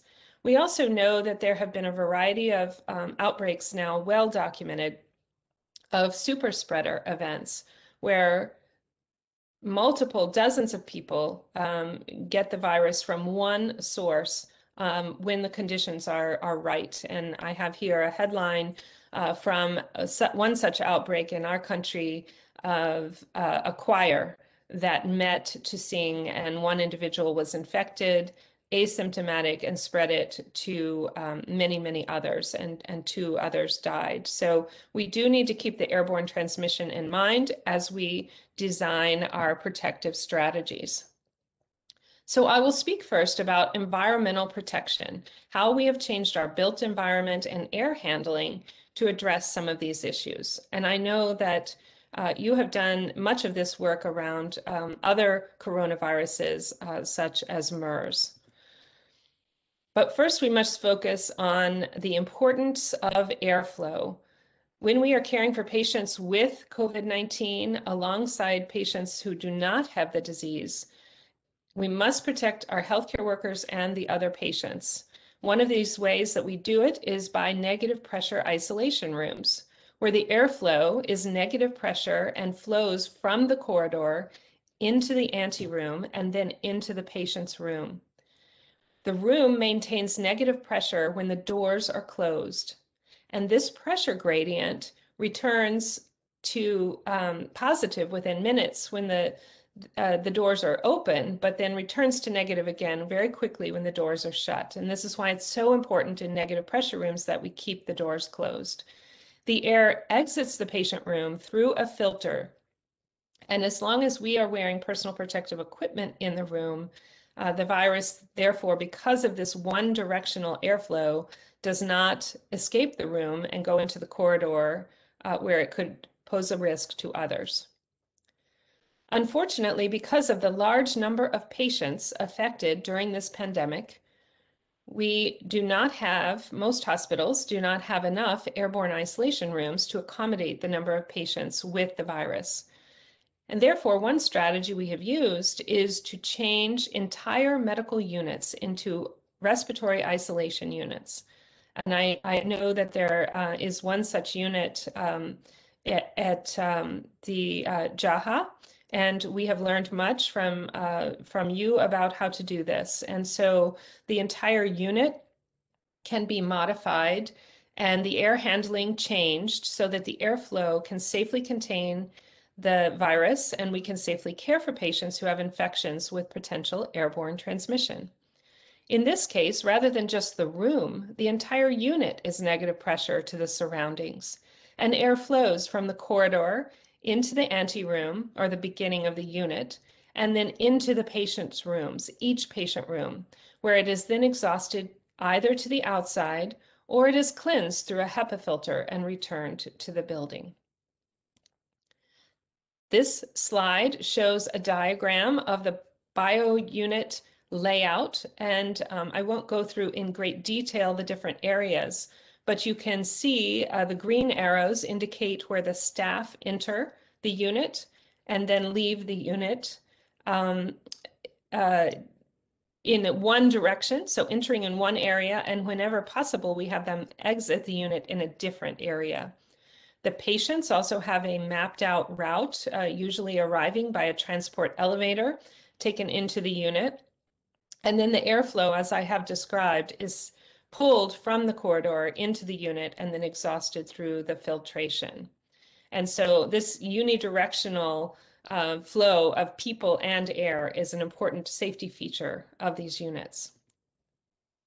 It is important to monitor the air pressure when you set up a system like this, and to understand where is the airflow pressure monitor and how to read it so that staff can detect if the airflow is disrupted for some reason and results in air from the unit leaving in the direction that is not desired.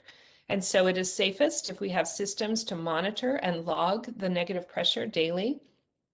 And there are devices that can help visually inspect for the airflow, including these smoke testers, which are shown on the bottom left of the slide.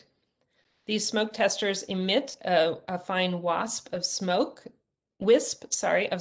and you can put it at the space between the floor and the bottom of the door of the unit or a patient's room, and ensure that the smoke is flowing in the direction that you want, and work with facilities engineers to correct it if it gets out of balance. On these biomode units, we have staff or anyone who enters the unit put on respiratory protection in the donning area in the ante-room or the beginning of the unit before entering this airspace. And respiratory protection is required at all times while in the unit or the area. No additional personal protective equipment besides that respiratory protection is needed in the nurse's station and the common area of the unit, but then they don other personal protective equipment, which we will discuss later, such as gowns and gloves and eye protection before going in to care for the patients. And then all of this protective equipment is removed before leaving the unit in the doffing area. It requires a great deal of modification to change these units. At many times, it requires changing the air ducts, using HEPA filtrations, using facilities mechanisms to change the air balance. And we have worked with our facilities teams throughout the pandemic response and are very grateful to them for the modifications that they have been able to make, so that we did not need to build entire new respiratory hospitals or units, but we're able to take our existing clinical spaces and change them into these biomode respiratory isolation units. On the upper right-hand side, you see one of these facilities personnel checking the airflow with a handheld monitor. And then I wanted to mention, as shown on the bottom right, that we have used tents and outdoor spaces to great effect for our testing program and sometimes diagnosis and triage of patients in order to care for them more safely, at least when the weather allows this. Of course, in the coldest months or hottest months, this is not possible, but the tents have been a big part of our strategy as well. So moving on then from the built environment to the procedures that we adopt to protect and change the way we work to protect everyone. I will again break these into approximately 5 different categories. And these should be very familiar to you because they are the basic infection prevention measures that we use to prevent the spread of COVID-19. These include physical distancing or maintaining a distance of at least that 6 feet from other people, except during direct patient care activities, of course. Symptom screening. So this means self-monitoring of symptoms for all personnel and not coming to work and immediately calling occupational health if any have any symptoms. It also means symptom screening for our patients to quickly identify and isolate anyone who has symptoms of the virus. Universal masking, the practice of always wearing a face mask while at work in any Johns Hopkins Medicine facility. And of course, entire communities and countries have adopted this as well as a physical barrier to contain the virus and prevent transmission. Hand hygiene is always a very important part of infection prevention, and so frequently performing hand hygiene and encouraging others to do the same, either with soap and water or with alcohol-based hand gel. And finally, cleaning and disinfecting the environmental surfaces and high-touch surfaces is very important to eliminate the virus from those surfaces. So just a little bit more on each of these. Physical distancing, we've talked about how those larger droplets travel at least 6 feet, sometimes more. But if we leave physical space between ourselves and others, it helps to interrupt the virus's chance to jump essentially from one person to the other. And we have to keep in mind that individuals can be shedding virus when they are asymptomatic or before they develop symptoms.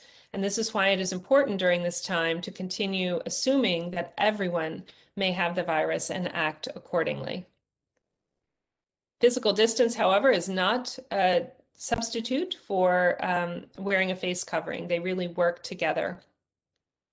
The other thing I'd like to say about physical distancing is that you must think about each of your environments and consider particularly break rooms where the risk is higher because our personnel remove their masks to eat and drink. And so in addition to thinking about the space itself, we have to stagger our break times and find alternative break spaces so that our personnel can consume food and drinks without putting others at risk. Other things we can do is to reposition the furniture to create distance and place visual reminders such as signs or decals to remind everyone about the need. We've even blocked off chairs or workstations if needed and extended, in some cases, our operating hours to de-densify the number of people that are working in a space at a given time. I've mentioned symptom screening. This is an important part of safety because we must know who amongst us may have the disease. This is easier said than done, however, because some symptoms are mild, some are non-existent, and others, of course, are more severe. But we remind everyone and require each of our employees to tell us each day, affirm that they do not have any symptoms.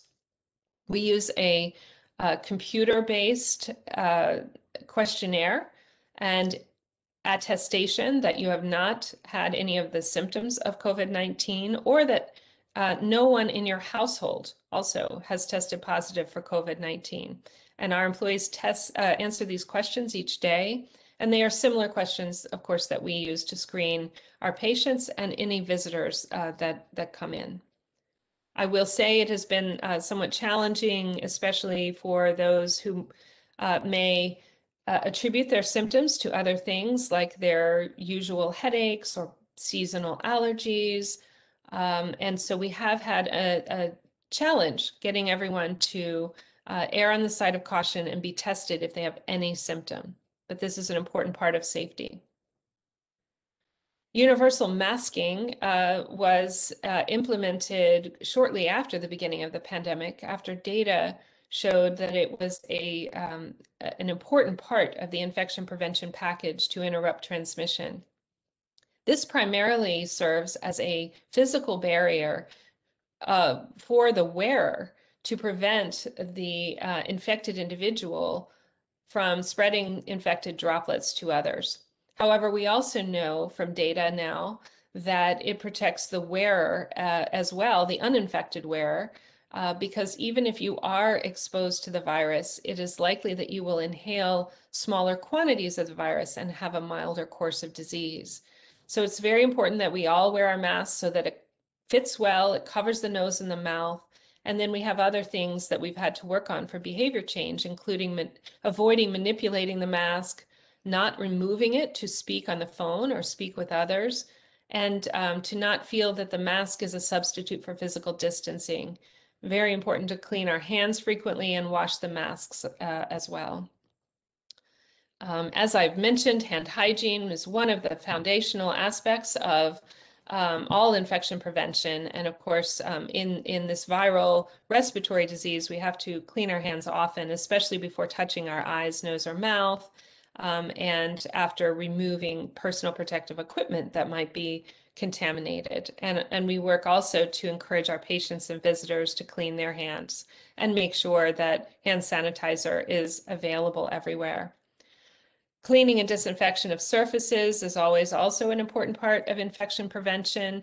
Thankfully, this virus is killed quite readily by standard hospital disinfectants. And so it's just important to keep an eye on this, especially for high-touch surfaces. And I won't go over all the details of this slide, but just to say that all of these things together form a package or a roadmap for safety.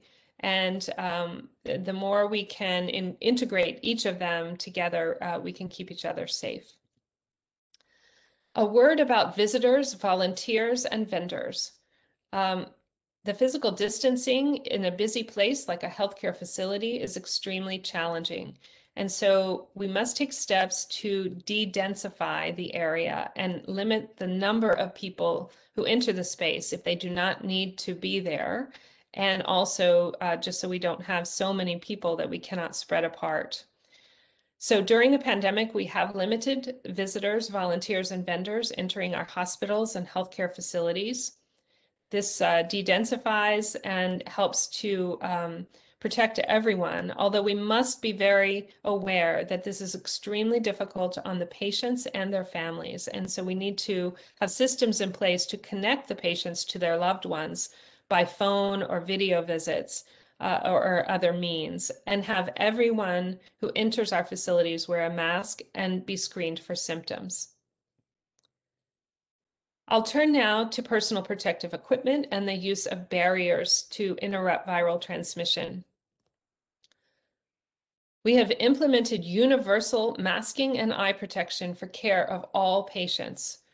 Wearing a face shield with a surgical or procedural mask when in close contact with or caring for any patient who is not on airborne precautions, and then upgrading the respiratory protection for those who are on airborne precautions.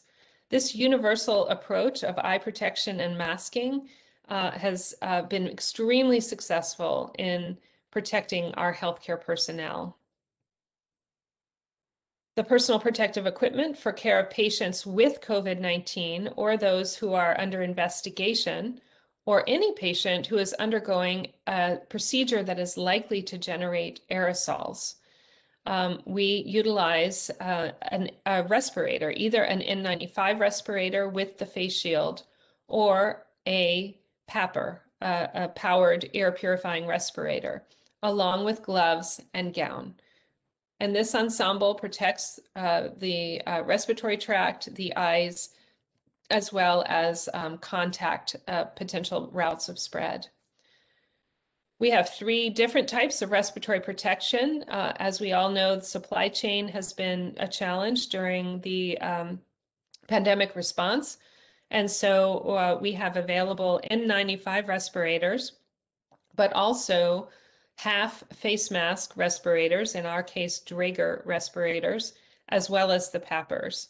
And many of these, except for the PAPR, the other respirators require fit testing, which has been a large part of our protection program. When we are screening and testing patients, it's very important to assess all patients, staff, and visitors for signs and symptoms of COVID-19. And we have testing, of course, for those patients who have symptoms of the disease, but also asymptomatic patients who are coming in for procedures. And throughout the course of the pandemic, we have added asymptomatic testing for all admitted patients as well.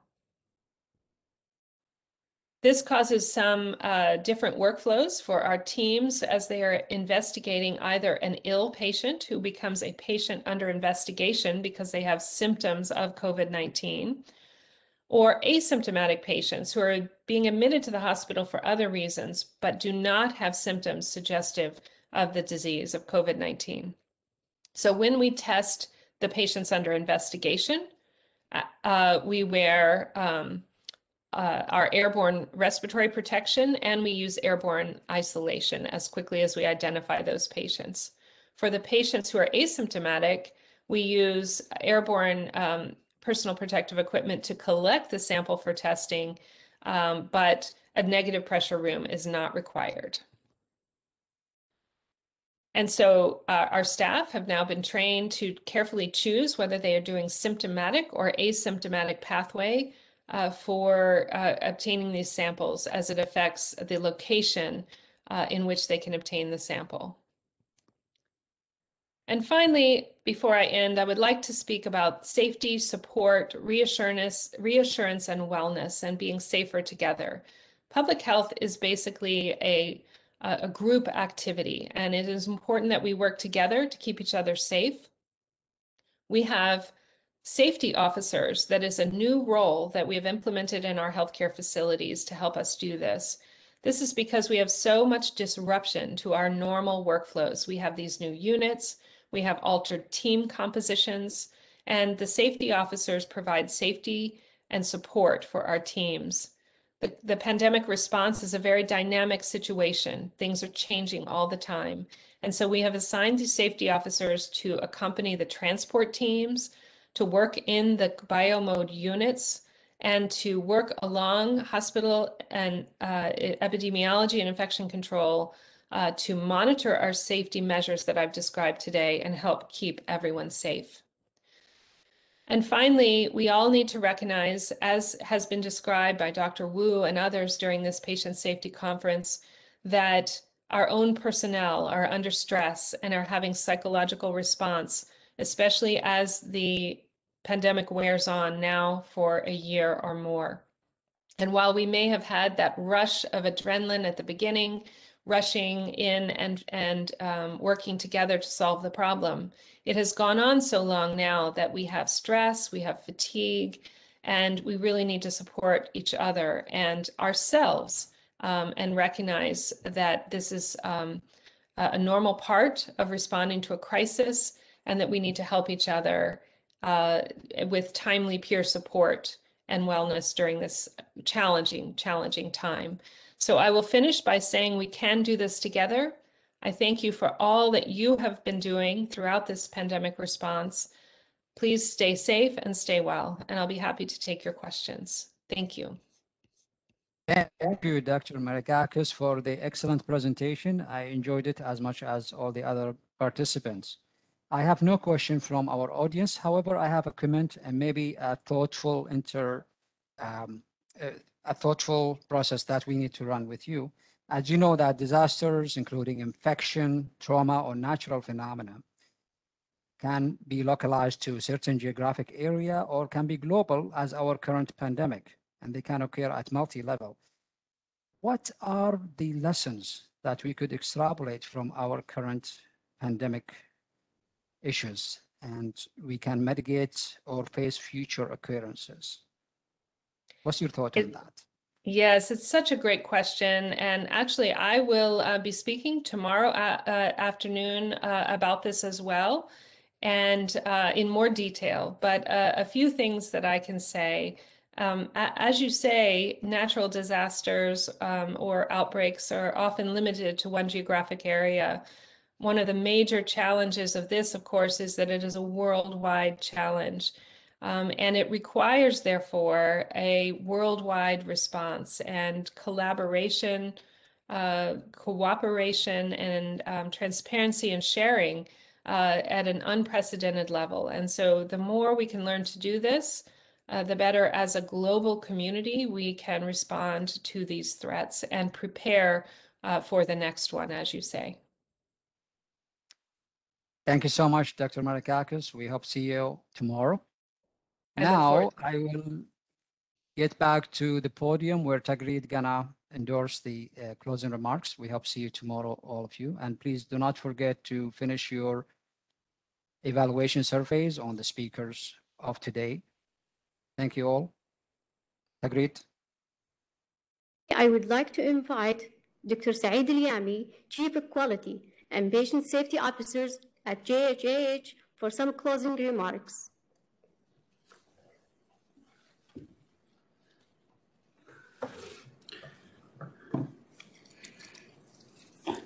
Good afternoon. For our speaker from outside, Lisa and the group, and Dr. Mustafa and Dr. Wu and Noura, thank you for your presentation today. I'm aware that we have some technical issue. I promise you things will not be the same tomorrow. And all the presentation will be sent to all participants, so nobody will miss anything. With this, I think today was a very exciting day. We shared a lot of exciting news and experience with each others. And tomorrow will be another wonderful day. I'm looking tomorrow to see you again tomorrow. And I hope that by that time our technical issue, which is, by the way, technical issue because we anticipated a few number and actually we exceeded 1,500 registration, which is an amazing number. Our IT are working tonight to resolve this minor issue. And I'm sure tomorrow that we will have the chance of having a better link between presentation and voice and picture. With this, I thank you all. We conclude today and we'll see you tomorrow at 10. Thank you very much.